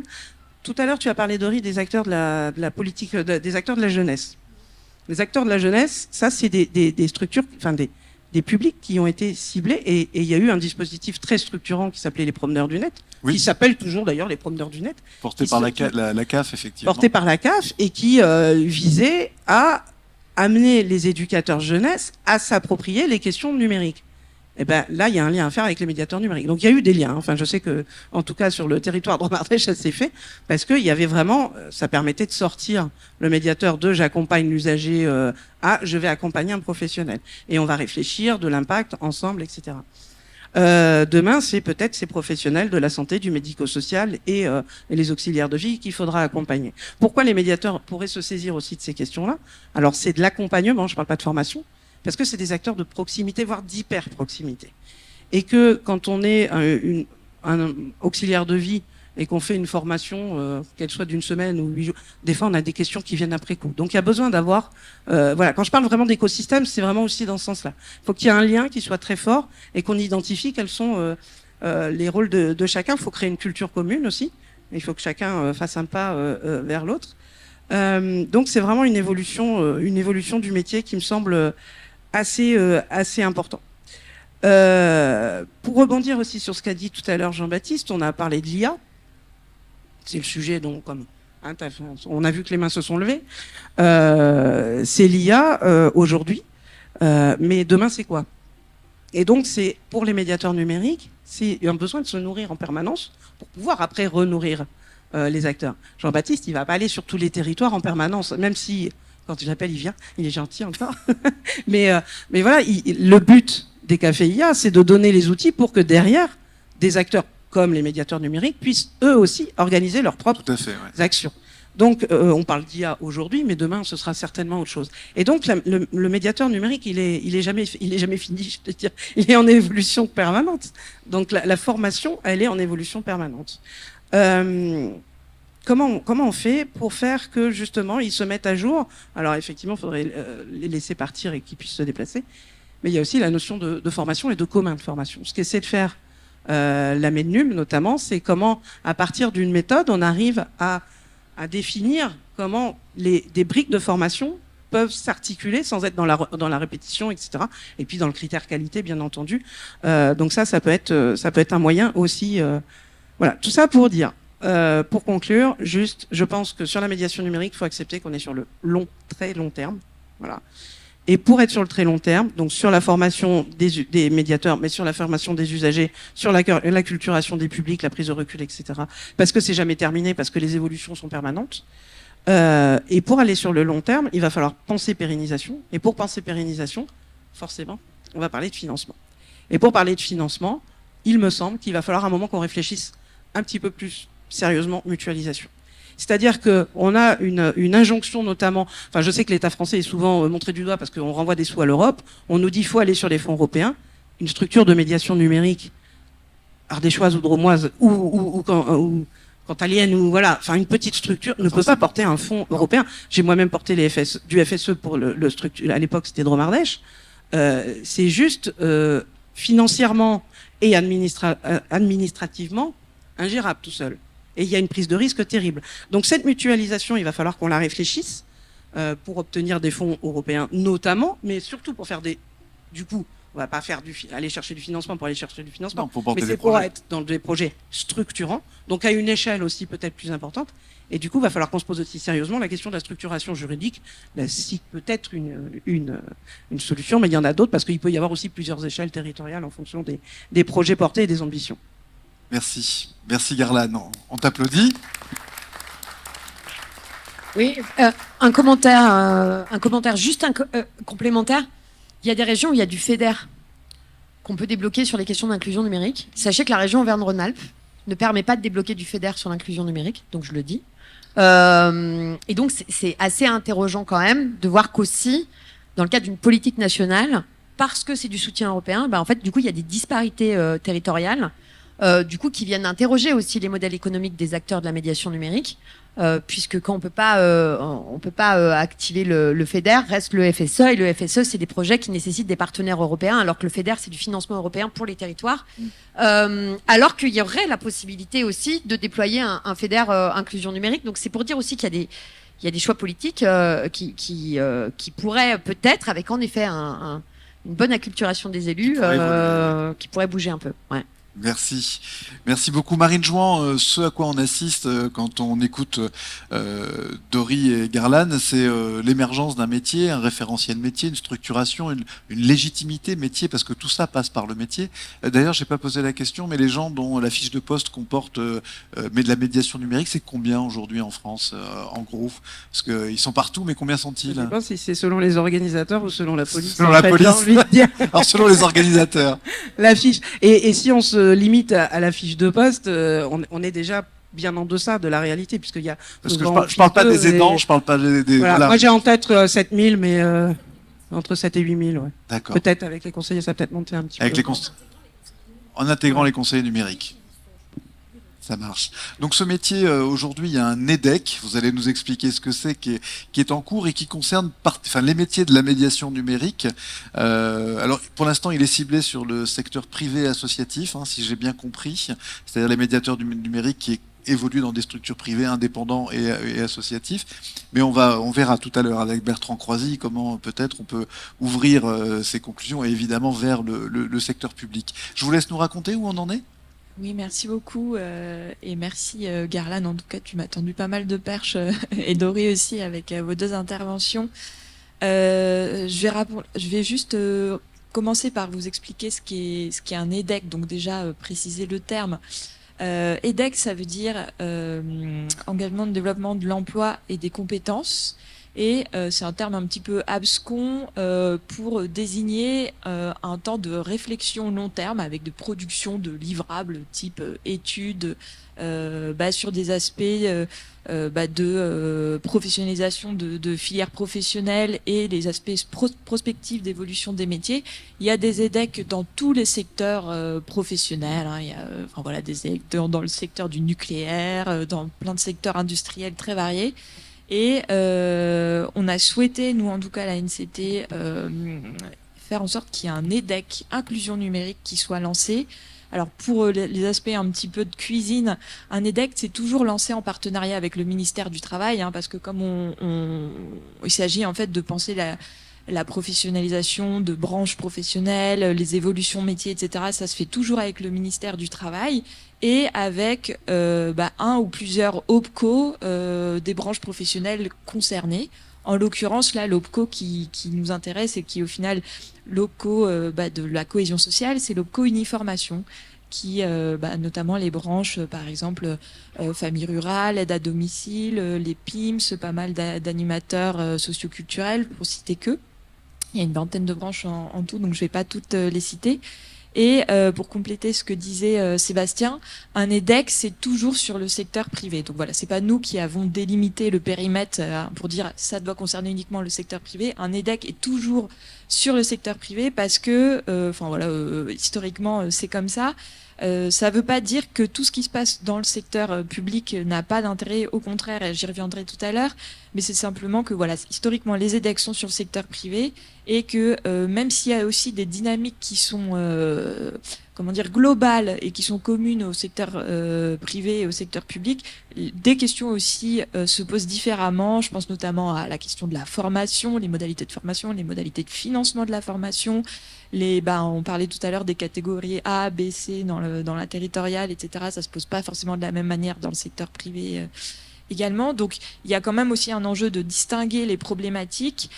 Pour autant, il y en a qui sont communes et il faut quand même aussi les garder en tête. Donc, pour en revenir sur l'EDEC inclusion numérique, c'est quelque chose que nous, on a souhaité impulser en se disant, ce que tu disais, Garland, tout à l'heure, la médiation numérique, on en aura toujours besoin, et les médiateurs numériques, et je pense que ça a été aussi mis en lumière au moment de la crise sanitaire, on aura tout le temps besoin de pouvoir s'acculturer, monter en compétences sur le numérique tout au long de notre vie, et c'est pas parce qu'aujourd'hui on est à l'aise que demain on le sera, et qu'au final ça concerne toute la population et pas uniquement, et c'est ce que disait Julia hier, la partie de la population qui est la plus éloignée du numérique.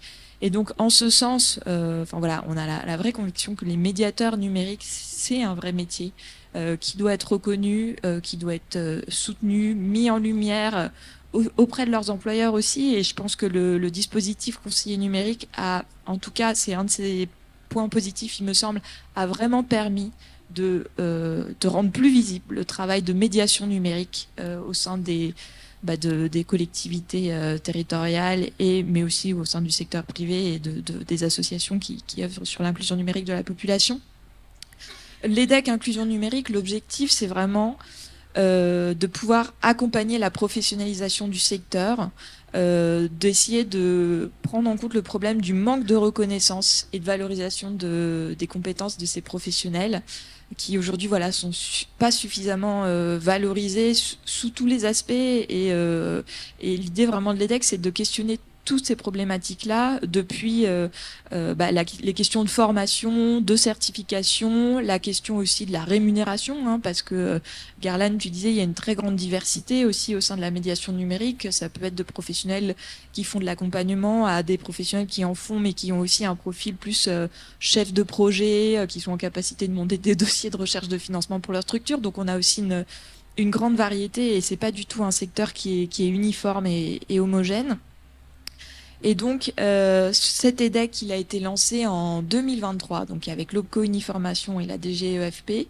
Et les objectifs sont donc d'identifier et de professionnaliser les différents métiers de l'accompagnement du numérique via de la formation, de la certification, et vraiment de favoriser une meilleure coordination entre ces métiers. T'en parlais, Garland, il y a un enjeu d'interconnaissance et aussi de mieux définir les rôles. Ça, c'est quelque chose qui est dit depuis très longtemps, mais qui est toujours pas réglé et qui est toujours d'actualité. Donc c'est pour ça que je me permets de le redire. La première étape de l'EDEC, et qui est en phase de finalisation, c'est le travail de cartographie de métiers, emploi, compétences. Et parce que comme tout travail, il y a un périmètre. Pour cet EDEC, il y a eu le choix de se concentrer sur 17 métiers de l'inclusion numérique. Et l'EDEC inclusion numérique, il porte pas uniquement sur les métiers de médiateur numérique, il est plus large. Il porte aussi sur les métiers d'aidance numérique et aussi sur les encadrants. les managers, puisqu'on se disait c'est extrêmement aussi important de pouvoir mener une réflexion sur ces professionnels-là. C'est pas parce qu'ils sont pas directement au contact des publics et qu'ils mènent pas directement des actions de médiation numérique. Il y a un enjeu d'acculturation, de formation aussi de ces professionnels-là pour que ça puisse accompagner le changement global. Pour donner quelques exemples de ces métiers qui ont fait l'objet d'une analyse plus précise dans le cadre de l'EDEC, il y a les intervenants à domicile, tu parlais des aides à domicile Garlagne, il y a les agents d'accueil ou de service social, les médiateurs numériques bien sûr, chargés de gestion locative, gardiens d'immeubles, techniciens d'intervention sociale et familiale. Voilà, j'en ai cité quelques-uns pour pas faire une liste extensive. Donc les métiers d'encadrant également. Ce travail il est en cours de finalisation et de validation et il sera présenté dans le cadre d'un comité de filière de l'inclusion numérique qu'on qu'on espère lancer à l'automne en toute transparence. On espérait le lancer au printemps, mais avec le contexte politique que vous connaissez, ça n'a pas été possible très concrètement. Il nous fallait des validations ministres qu'on n'a pas pu avoir. Donc on a vraiment cet objectif de pouvoir présenter les travaux en cours et de pas attendre la fin de l'EDEC qui sera fin 2025. Donc on parlait vraiment de travail long terme, juste pour revenir là-dessus. L'EDEC, je veux pas dire ça arrive une fois dans une vie d'un secteur, mais presque. C'est un peu un moment où justement on fait une espèce de réflexion super long terme avec de la prospective pour derrière mener des actions. Donc c'est pour ça que c'est aussi long et que ça peut être aussi perçu comme des travaux un peu stratosphériques, mais c'est vraiment de la réflexion structurelle pour les secteurs, mais qui est aussi importante de mener en parallèle d'actions beaucoup plus concrètes et beaucoup plus court terme. Donc les deux sont assez complémentaires. Et pour finir sur l'EDEC, ce qui est à venir là et qui va commencer à partir de septembre, c'est une réflexion sur l'état des formations et des certifications existantes pour ces professionnels. Est-ce qu'elles sont adaptées? Est-ce qu'il faut les faire évoluer? Donc si on pose la question, c'est qu'on connaît la réponse, c'est qu'il y a bien sûr besoin de repenser tout ça. Et donc c'est vraiment l'objectif des travaux qui vont commencer à partir de septembre. Et d'ailleurs, si ce sont des sujets qui vous intéressent, et je suis sûre que certains d'entre vous dans la salle pourraient vraiment apporter beaucoup de choses aussi dans cette réflexion. Il y aura un atelier lors de Numérique en commun sur le sujet qui aura lieu, si je me rappelle bien, le mercredi après-midi. Redonnons peut-être les dates et le lieu. Alors les dates, c'est le 25, mercredi 25, et si je me trompe pas, c'est à 16h. Enfin voilà, à Chambéry. Voilà, donc il y aura un atelier dédié. Si vous pouvez pas déplacer, ça ne veut pas du tout dire que vous pouvez pas contribuer. Et donc d'ailleurs, je pense qu'il y aura un appel qui sera lancé plus globalement dans les prochaines semaines pour en tout cas aussi pouvoir consulter, faire des entretiens avec tous ceux qui justement ont un petit peu des réflexions à partager sur ce sujet-là pour que ça puisse vraiment alimenter les travaux à venir. Voilà, donc l'appel est lancé. Et pour revenir sur le comité de filière. Le comité de filière, c'était un des engagements de France Numérique Ensemble, donc la feuille de route 2023-2027. Et l'objectif de ce comité de filière, c'est vraiment d'associer l'ensemble des acteurs de l'aide et de la médiation numérique du secteur privé et public cette fois-ci. Donc c'est plus large que le seul secteur privé de l'EDEC. Et l'objectif, c'est vraiment que ça soit un peu dans la continuité des travaux qu'il y a eu au moment du Conseil national de la refondation qui a permis d'écrire cette feuille de route France Numérique Ensemble. Il y avait un groupe de travail sur les questions de formation, de professionnalisation, et les participants nous disaient mais c'est dommage que ce temps d'échange et de réflexion il existe au moment où on se prépare. C'est bien que ça existe au moment où on écrit la feuille de route, mais ça c'est bien que ça puisse continuer en tout cas sur les 4 ans à venir. Donc c'est vraiment l'objectif de ce comité de filière, que ça soit un lieu d'échange pérenne entre acteurs de l'inclusion numérique pour pouvoir faire des propositions, s'approprier les travaux qui vont être produits dans le cadre de l'EDEC et s'est dit, alors d'accord, il y a ces constats, il y a ces problématiques qui sont surmontées, il y a ces objectifs qu'on se fixe, comment on agit concrètement. Donc c'est aussi un espace qui doit permettre de conduire des projets qui sont structurants. On parlait tout à l'heure aussi des secrétaires de mairie. Moi j'ai l'impression que depuis que je suis là, c'est le sujet des secrétaires de mairie, c'est une sorte de serpent de mer qui revient tout le temps sur la table et on est loin, je pense, d'avoir répondu à toutes les problématiques qui se posent pour ces professionnels-là. c'est aussi quelque chose qui peut être pris en compte et en tout cas abordé dans le cadre de ce comité de filière. En tout cas, c'est ce qu'on souhaite. Et l'objectif final, en fait, c'est vraiment d'améliorer la qualité des accompagnements à la destination de la population et les conditions d'exercice des différents métiers de l'inclusion numérique au global. Voilà. Merci beaucoup Marine Jouan, vous applaudit. Donc oui, les comités de filière, c'est aussi un petit peu l'acte de baptême ou de naissance d'une profession organisée, reconnue et qui se sentira légitime, on en est certain. Les métiers des infrastructures numériques ont fait leur EDEC et leur comité de filière, je crois, il y a 2 ans. Voilà, ça a été terminé il y a 2 ans. Ce sont des métiers neufs et tous les métiers embarqués par le numérique ont besoin justement d'être structurés, organisés. Alors, on l'a vu, 2 positionnements pour les agents publics. Bertrand Croisy, vous êtes donc chef de file et responsable national de la spécialité transition numérique au CNFPT. Et donc 2 positionnements. Un positionnement des agents publics territoriaux en poste en tant qu'aidants, la situation de l'aidant, et puis des médiateurs, je dirais à 100%, qui sont aujourd'hui des métiers exercés dans le cadre des collectivités territoriales. Un besoin de formation, de mise à jour. Jean-Philippe Poncin a évoqué hier le partenariat qui a été engagé déjà depuis plusieurs années avec PIX. Qu'est-ce qui est envisagé aujourd'hui au CNFPT? Qu'est-ce qui est déjà mis en place pour cette mise à jour? On a compris que nous aussi, on était un peu comme des ordinateurs. On va avoir dans la tête quelque chose qui va s'afficher. Mettez à jour votre logiciel régulièrement et pour de longues années.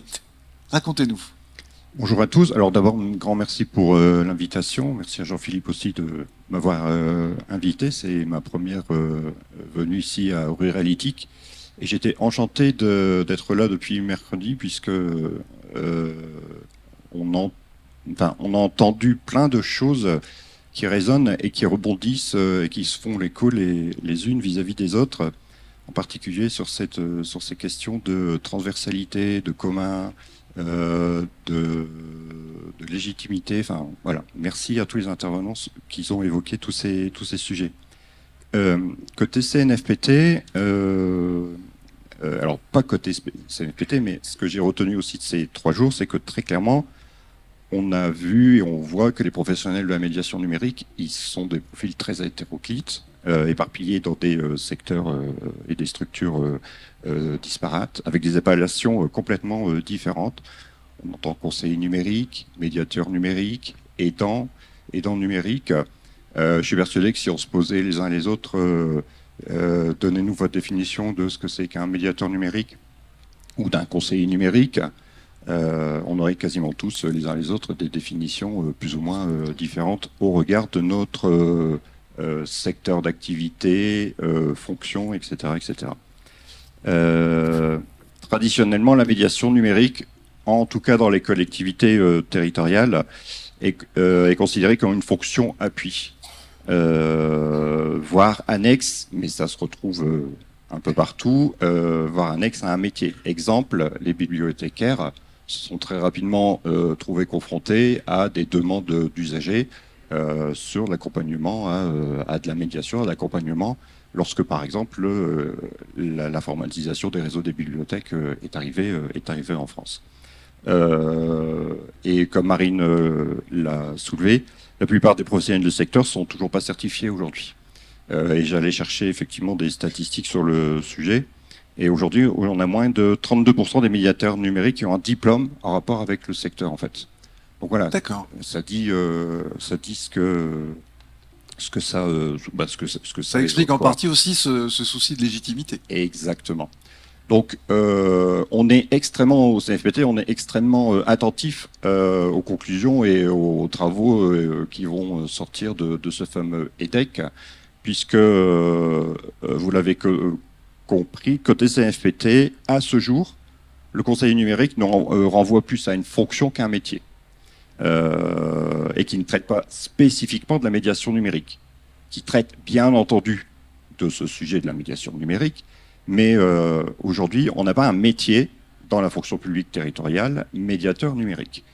On a une fonction, quand vous allez sur le catalogue, le répertoire des métiers sur le site du CNFPT, on a bien une fonction qui renvoie au médiateur, mais pas spécifiquement un métier à la médiation numérique. Par contre, cette fonction de médiation numérique, elle est clairement intégrée au référentiel de plusieurs métiers. On évoquait les secrétaires de mairie, mais c'est aussi... C'est dedans. Ouais, c'est dedans. Mais c'est aussi les agents d'accueil, par exemple. D'accord. Qui sont en prise directe avec ces sujets. Alors, petite parenthèse par rapport aux secrétaires de mairie, petit pas de côté. Voilà. Le CNFPT, peut-être le savez-vous pas, mais il a en charge la définition justement des profils, des métiers, des compétences liées du coup à des métiers de la fonction publique territoriale. C'est donc notre organisme qui a la charge de la définition de l'ensemble de ces profils et de ces compétences. Sur le volet secrétaire de mairie, il y a un gros chantier qui a été mené depuis l'année dernière avec la création, enfin la mise à jour de la fiche métier qu'on évoquait, puisque à l'instant, et il y a une certification qui est en cours sur le métier de secrétaire de mairie. Et donc aujourd'hui, à tel point d'ailleurs que, et je prends ma note pour être sûr de ne pas me tromper dans l'intitulé qui a été décidé, mais on est sur un métier de secrétaire général de mairie. C'est-à-dire que maintenant, on ne parle plus simplement de secrétaire de mairie, mais on parle bien de métier de secrétaire général de mairie, qui donne lieu associé à une certification. Ça les fait changer de catégorie ou pas? Alors, la réflexion... Parce que c'est bien, mais oui, effectivement. le général doit toucher plus que le sergent. C'est effectivement un sujet. Mais c'est pas vous qui avez la main là-dessus. Non, j'ai pas la main Je cherche pas à vous piéger, Bertrand. Non, mais alors, je prends pas comme un piège, mais effectivement, j'ai pas la main là-dessus et je ne vais pas. Ils sont déjà catégorie B. Non, ils doivent le devenir. Ouais, la majorité sont des catégorie C. secrétaires, voilà, la majorité des secrétaires sont, voilà, c'est ça. Et il va y avoir un transfert de. Prends le micro. On va éclairer ce truc-là parce que je vois que ça Mais s'agit. ouais, bien sûr, Ah. mais bien sûr. De mémoire, oui, parce qu'effectivement, bon, on passe de secrétaire de mairie à secrétaire de mairie. Général de mairie. Général de mairie, bon. Les secrétaires de mairie, d'après, alors je vais peut-être me tromper sur les dates, mais effectivement, il va y avoir un transfert de. Un changement de catégorie. Un changement de catégorie, puisqu'actuellement, la majorité, c'est catégorie C. Je disais, passerait en catégorie B. Théoriquement, ça va se faire dans les années à venir, parce qu'il y a des décrets qui ont été publiés, je crois. Alors, je ne sais plus la date, je crois que c'est 2026. Voilà, 1er janvier 2026. Ah oui, c'est pour la prochaine mandature, finalement. Absolument.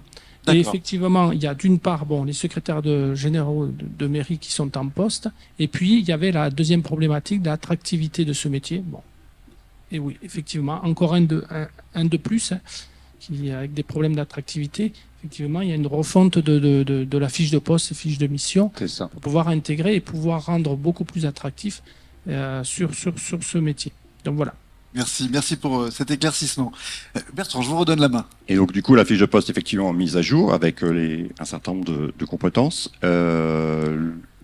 Et lorsqu'on a... Donc, je passe le détail de comment on remet à jour une fiche de poste, c'est pas forcément le plus intéressant ici. Mais par contre, spécifiquement, quand on a interrogé des secrétaires de mairie, donc on a créé des groupes de travail avec des secrétaires de mairie pour qu'ils puissent nous parler, ils et elles puissent nous parler de leur métier, de leur fonction.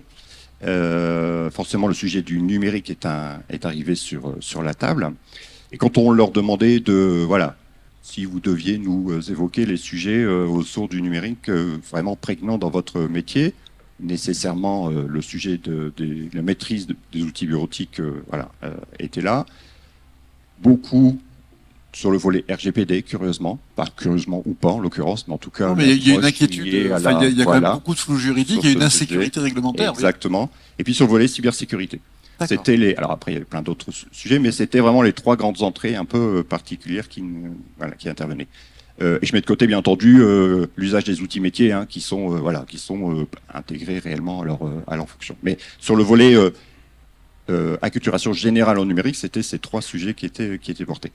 Je ferme juste la parenthèse sur le volet secrétaire de mairie. Mais donc du coup, tout ça pour dire que au CNFPT, cette fameuse fonction de médiation numérique, elle est en transversalité sur un certain nombre de métiers, parce que justement, il n'y a pas encore un métier qui est estampillé médiateur numérique, et surtout qui a une telle diversité de profils et une telle diversité d'appellations avec des fonctions différentes. Tout le monde a encore en tête voilà, les conseillers France Service, les maisons France Service, les conseillers numériques France Service qui ne sont pas les conseillers numériques. Enfin voilà, avec ce mélange de genres. Et puis il y a des animateurs numériques, et puis il y a des médiateurs, voilà. Et puis oui. Donc bon courage pour ceux qui ne sont pas dans le métier pour comprendre le sujet. Alors, pour terminer sur ce sujet, il y a un travail d'investigation du coup dans la perspective du référencement, dans le répertoire des métiers territoriaux qui va être entrepris suite aux conclusions de cet EDEC, mais néanmoins, ce travail s'inscrit dans une démarche beaucoup plus globale sur les métiers du numérique dans les collectivités territoriales. C'est-à-dire qu'on n'a pas attendu, on n'attend pas l'EDEC pour voilà, faire évoluer nos métiers et prendre en compte le numérique dans l'ensemble des métiers de la fonction publique territoriale. Ma principale fonction du coup sur ce sujet, c'est de justement traiter de cette fameuse littératie numérique. Je pense que c'est un mot qui, il me semble, regroupe bien un peu tous les sujets qui nous traversent ces 3 jours. Cette culture numérique numérique partagée, c'est ça, oui, merci pour la précision, qui vise du coup à vraiment donner ce socle de base de la culture numérique. 2 actions principales, et j'en termine là-dessus par rapport à ce sujet. Donc, le partenariat avec PIX, donc PIX, qui est le GIP, qui permet de mesurer les compétences numériques, j'ai envie de dire de tout le monde, mais en l'occurrence ici, dans le cas qui nous préoccupe, des agents de la fonction publique territoriale. Donc ce partenariat avec l'idée de mettre bien en corrélation l'offre de formation CNFPT et les outils, les campagnes d'évaluation du dispositif PIX. C'est un travail qui est en cours avec le GIP PIX. Et la création d'un MOOC introductif à l'inclusion numérique qui ouvre à partir du 23 septembre, inscription à partir du 23 septembre pour un démarrage des cours le 18 novembre sur la plateforme FunMOOC. Donc un MOOC, pardon, c'est donc un Massive Online Course, j'ai oublié un mot, Open Courses, merci. Qui permet de vous auto-former au sujet. Donc c'est un MOOC introductif à l'inclusion numérique, les enjeux, pour qui, pourquoi, de quoi on parle, quels sont les acteurs et quels sont les premiers leviers à mettre en œuvre pour se lancer pour tout comprendre de ces sujets-là. On s'appuie bien entendu sur les travaux de la MENUM qui nous ont accompagnés sur un précédent MOOC sur la médiation numérique. Ce n'est pas un MOOC à la médiation numérique. C'est-à-dire que vous ne serez pas formé à la médiation numérique. C'est vraiment un point sur lequel on insiste. Mais vous aurez bien une vision globale de quoi on parle quand on parle de l'inclusion numérique. Qu'est-ce que c'est que ce machin quand on évoque le sujet de l'inclusion numérique. Voilà, j'en ai terminé et je reste à votre disposition avec Jean-Philippe pour toute question sur ces sujets. Merci beaucoup. Merci Bertrand, on vous applaudit.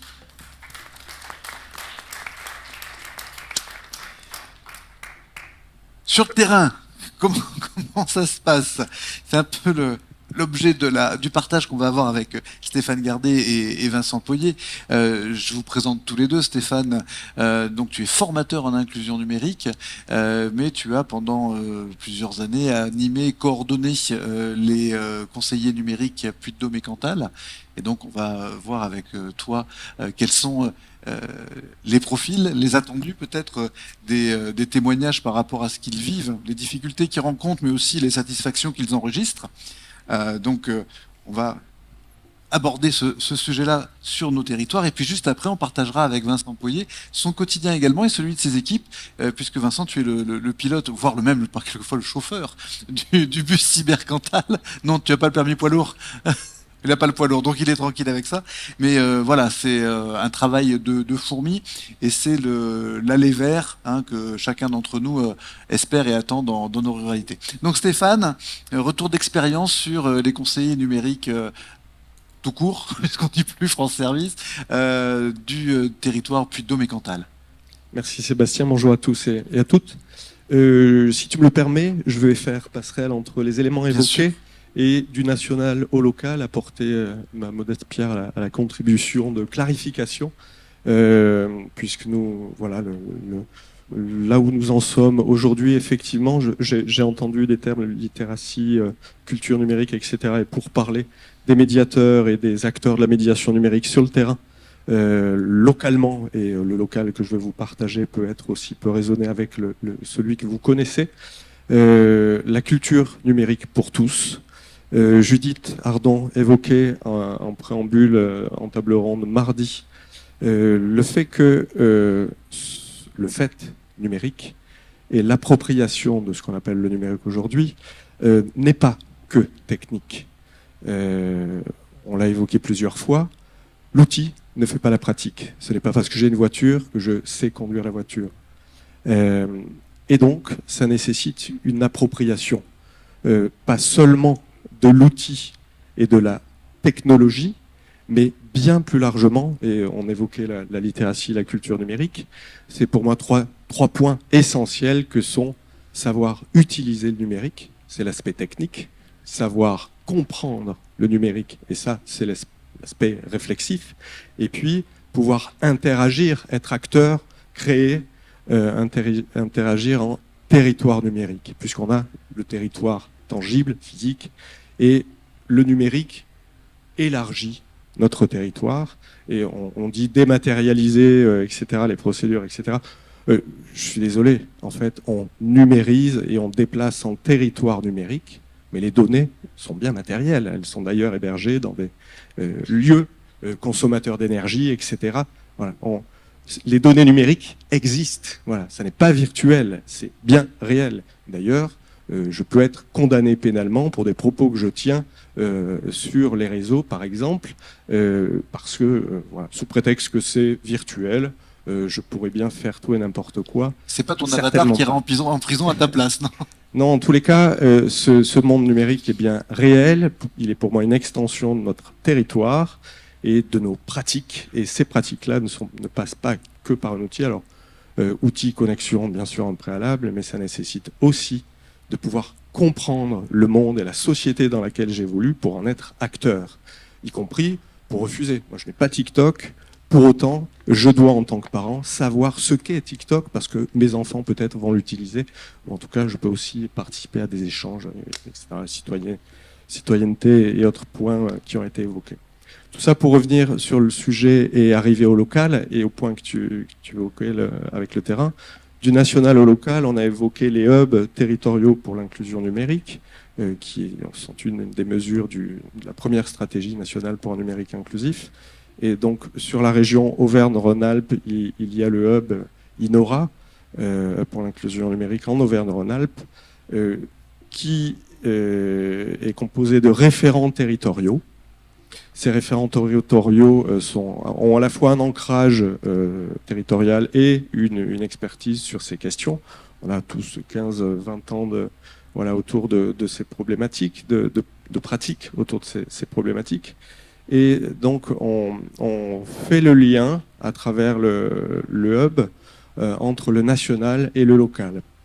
Et il y a, donc sur 2022 et 2023, sur un financement ANCT via la Banque des Territoires, il y a une animation territoriale qui a été financée pour se décliner dans les territoires. La spécificité d'Inora a été de choisir de décentraliser ce lien avec le local, le départemental en l'occurrence. Et donc moi je suis référent sur Cantal puis de Dôme. Je suis indépendant, mais c'est une des missions que je conduis. Et donc localement, Cantal puis de Dôme, c'était arrivé en même temps que le déploiement des 4000 conseillers numériques au national. Et avec une disparité selon les territoires, puisqu'il y avait des territoires où des réseaux étaient déjà existants, comme Garland a pu l'évoquer tout à l'heure, et d'autres où il n'y avait pas. Il y avait peu d'acteurs, voire très peu, et donc pas encore de réseau. Donc l'animation territoriale a permis d'impulser, déjà de faire se rencontrer les acteurs de la médiation numérique, et autre point sur la clarification des rôles et places. Pour moi, il y a ces deux grandes familles que sont les cœurs de métier, les médiateurs numériques, les conseillers numériques, et ceux dont c'est une fonction ajoutée, qui ne sont pas médiateurs numériques, mais qui sont agents d'accueil, travailleurs sociaux. Ils sont plus dans Et l'évidence. c'est une fonction qui s'est ajoutée à un cœur de métier distinct. Mais leur périmètre reste bien assistante sociale, secrétaire de mairie. Leur pratique évolue, de fait, impactée par le numérique. Mais ça, c'est plutôt de la transition numérique. Par contre, il y a ceux dont c'est le cœur de métier. Et il y a évidemment des complémentarités à dessiner et à poursuivre. J'y reviendrai. Alors concernant le Puy-de-Dôme et Cantal, comment ils ont été accueillis, ces conseillers numériques qui ont débarqué sur ces territoires et que tu avais à charge d'animer? Alors, ils étaient attendus? Comment ça s'est passé? Il y a eu des structures qui pouvaient déjà avoir des médiateurs numériques sous de différentes appellations et qui, du coup, ont complémenté les équipes, notamment dans le Puy-de-Dôme, et d'autres qui avaient déjà des réflexions plus anciennes et des pratiques sur des acteurs existants, notamment associatifs, et puis d'autres territoires où finalement le déploiement des 4000 conseillers numériques a été l'opportunité de compléter l'équipe avec un acteur qui va venir sur un sujet spécifique qui pouvait être à l'esprit, mais voilà, ça a pu permettre de développer ces pratiques-là, notamment associatifs. Je pense dans le Cantal, la Fédération des centres sociaux avec voilà, il y a 17 conseillers numériques dans le Cantal, il y a 35 dans le Puy-de-Dôme. On a des représentants conseillers et conseillères numériques de l'atelier qui était présent ici à Ville d'Aurillac. Il y a la Poste également à Aurillac. On a Maxime qui est de la communauté de communes de Saint-Flour. Il y a Saint-Flour Communauté. Il y a également le Puy-de-Dôme et le conseil départemental. Donc là, le portage, c'est le conseil départemental avec 5 conseillers numériques répartis sur les directions territoriales d'action sociale. Alors, le cœur de métier de ces médiateurs et médiatrices est la médiation numérique. Par contre, leur lieu d'exercice et la structure support fait aussi que ça influe dans la façon dont ils vont exercer leur cœur de métier, parce que les publics d'une maison des solidarités ou d'une médiathèque n'est pas forcément le même et n'est pas venu là pour les mêmes problématiques. Pour autant, et quels sont les retours qui te portaient en termes de justement de vécu leur installation, parce que ils arrivent, c'est une fonction, on a vu, qui est pas complètement périmétrée. Comment les administrer, les premiers rapports, les premières relations avec les administrés? Est-ce que ils sont devenus finalement enfin on vous attendait, ou alors mais c'est quoi exactement votre métier? Je dois dire que la mission et le rôle, c'est aussi construit sur le terrain, apprendre à marcher en marchant, et c'est en déployant les postes que finalement les structures porteuses, les conseillers et les conseillères eux-mêmes et les partenaires potentiels et les publics ont pu ensemble, là où ça n'était pas préexistant, hein, c'est différent là où ça l'était, mais là où il n'y avait pas, finalement c'est en marchant qu'on a appris les uns et les autres à marcher. Et le rôle de l'animation territoriale a été aussi de pouvoir étayer, partager les outils qui existent et pouvoir étayer les pratiques, les accompagner, pouvoir aussi partager leurs expertises. Les hommes peuvent être experts sur la parentalité numérique, les autres sur plutôt ce qui va être le lien avec la modélisation, la fabrication, etc. Parce que je vais saisir aussi la perche pour mettre le focus sur un terme. Si je peux avoir des manques de compétences et des besoins, je ne me réduis pas à ça. Je ne me réduis pas à mes manques, et je peux aussi avoir des envies. Je ne le sais pas, peut-être, forcément. Et en ça, le médiateur et la médiatrice numérique, le conseiller et conseillère, vont aussi, et surtout, accompagner des envies. Je te donne un exemple que j'ai moi-même connu quand j'accompagnais le public. Je repense à cette dame qui a été orientée senior Pôle emploi à l'époque, qui vient me voir avec un ordinateur et qui me dit « c'est Pôle emploi qui m'envoie pour que j'apprenne à utiliser le mail ». Le besoin, on peut l'entendre, elle peut l'entendre, mais c'est l'expression d'un besoin et qui est orienté par Pôle emploi. Mais moi, quelle est mon envie? Quelle était l'envie de cette dame? Et en l'occurrence, elle disait lui en parlant de son ordinateur, et elle n'avait aucune envie de l'apprendre. C'était le besoin de Pôle emploi, mais moi, quelle est mon envie? Et quand je lui ai demandé, mais dans votre vie de tous les jours, vous parlez de pouvoir d'agir, vous, qu'est-ce que vous aimez et qu'est-ce que vous savez déjà faire? Il me dit le crochet. Et qu'est-ce que vous aimeriez apprendre au crochet? Ah, j'aimerais bien apprendre à faire des roses au crochet. Et là, on se retourne de nouveau sur l'ordinateur, et on tape tuto, je tape tuto Rose Crochet. Et là, je vois les yeux qui... Voilà. En fait, le numérique peut être objet d'apprentissage, il peut être aussi support d'apprentissage. Et c'est ça que vont aussi, dans un diagnostic, quand on rencontre les publics, les médiateurs numériques, oui, ils vont regarder les compétences déjà présentes, l'équipement, la pratique, qui peuvent déjà exister, mais aussi les envies des publics. L'émancipation, ça passe aussi par en quoi le numérique va participer au développement de mon pouvoir d'agir. On a parlé de capacitation, etc. Nous accompagnons, les médiateurs numériques et les conseillers numériques accompagnent le développement du pouvoir d'agir vers le numérique, mais aussi par le numérique. Quand j'habite la vallée de Mandaille, superbe vallée dans le Cantal, voilà, et que je peux avoir des problématiques, certes des besoins en termes d'accessibilité, d'accès aux droits, etc. Mais en fait, et finalement au-delà, quel que soit le territoire où j'habite, en fait, avant numérique, il y a médiation. Et le cœur aussi de la médiation numérique, c'est d'aller à la rencontre des publics pour présenter, partager, accompagner le développement d'une culture numérique qui peut participer au développement de mon propre pouvoir d'agir. Et ces médiateurs et médiatrices, en fait, ils ont des structures porteuses diverses, variées, des publics qui peuvent venir là parfois voilà, pour des besoins complètement divers, mais ça n'est pas, si on reste focalisé sur l'accès aux droits, en fait, ça n'est pas par là qu'on va pouvoir accompagner durablement les publics. Et du coup, tout l'enjeu important des acteurs de la médiation numérique, c'est localement de s'inscrire dans la complémentarité avec ceux, par contre, dont c'est le cœur de métier, et en complémentarité, pouvoir partager cette culture numérique sous un angle qui va être celui de la capacitation, quoi. Et donc, j'en reviens aussi avec localement ce que France Numérique ensemble va pouvoir permettre. On est, et je parlais de la complémentarité des rôles et des places, la circulaire du 28 juillet 2023 évoque le rapprochement souhaitable et possible, et donc souhaitable aussi, entre les acteurs, notamment France Service, et les acteurs de la médiation numérique, conseil numérique. Et il y a des complémentarités qu'il est nécessaire de développer, d'affiner sur les territoires. Voilà, d'avoir enlevé France Service à participer à clarifier les rôles et places et donc les postures. Mais n'attendons pas des appellations de dispositifs, etc., que ça clarifie seul. C'est l'humain qui est au centre et c'est à nous, sur les territoires, que de venir, et ces feuilles de route qui vont être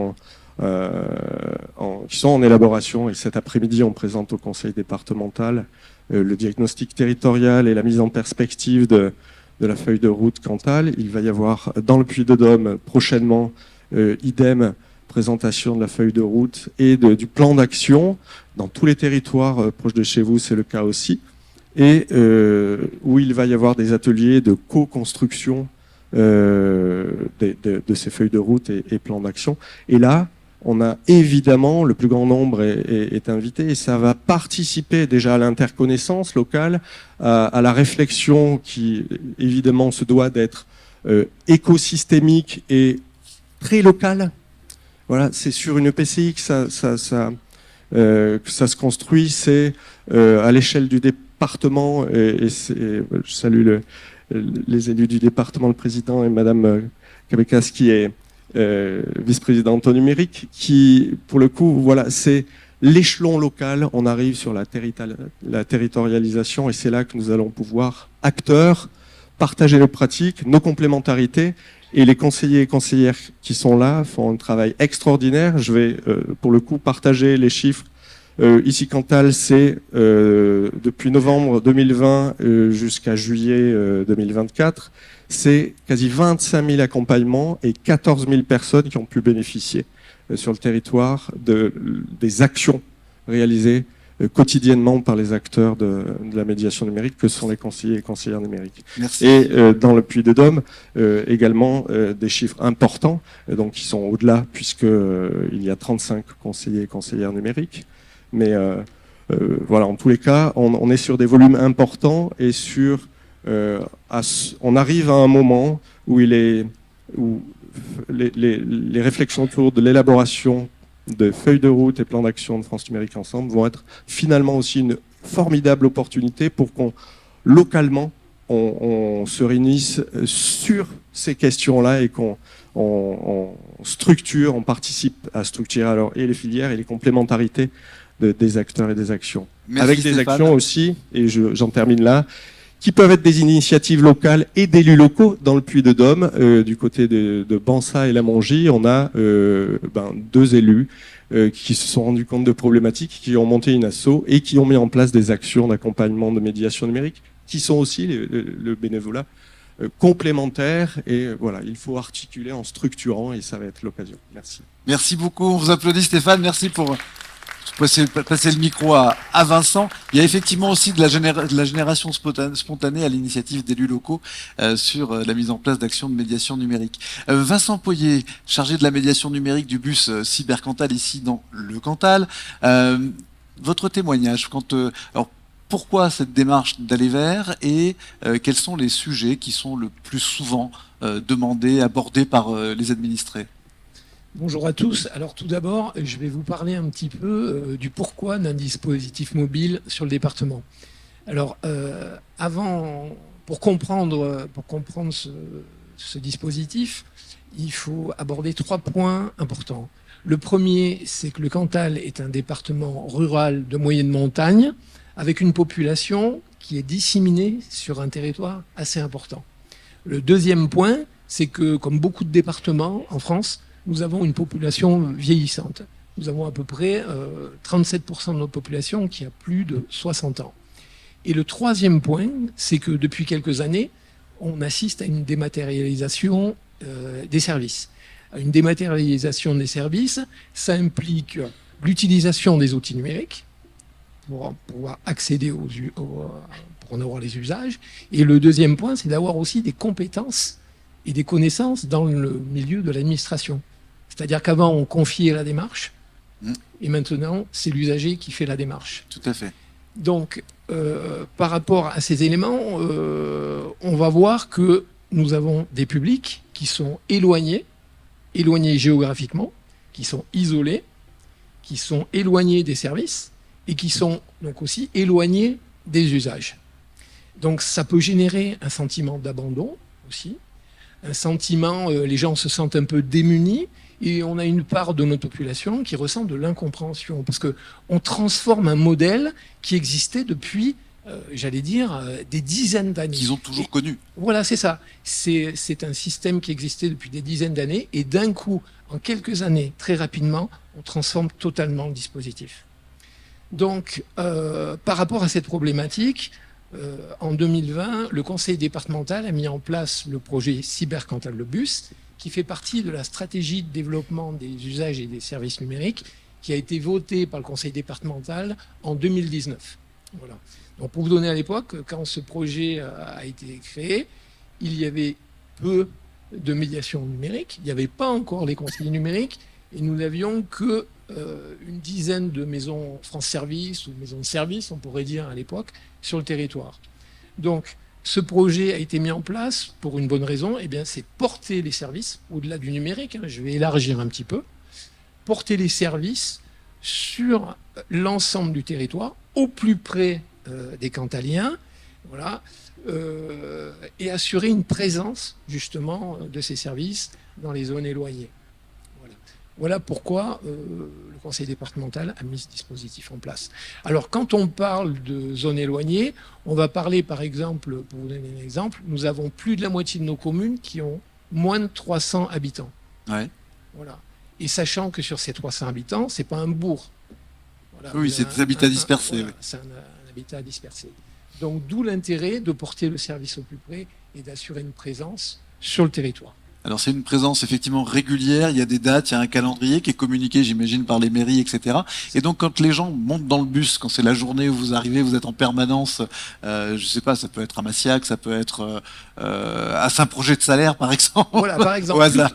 Plutôt c'est un projet de salaire que Massiac. Oui, parce que une c'est maison trop gros, France Massiac, Service, et c'est effectivement. trop gros. Donc vous arrivez avec le bus sur la place du village, quand les gens montent dans le bus, c'est quoi leur principale préoccupation, question?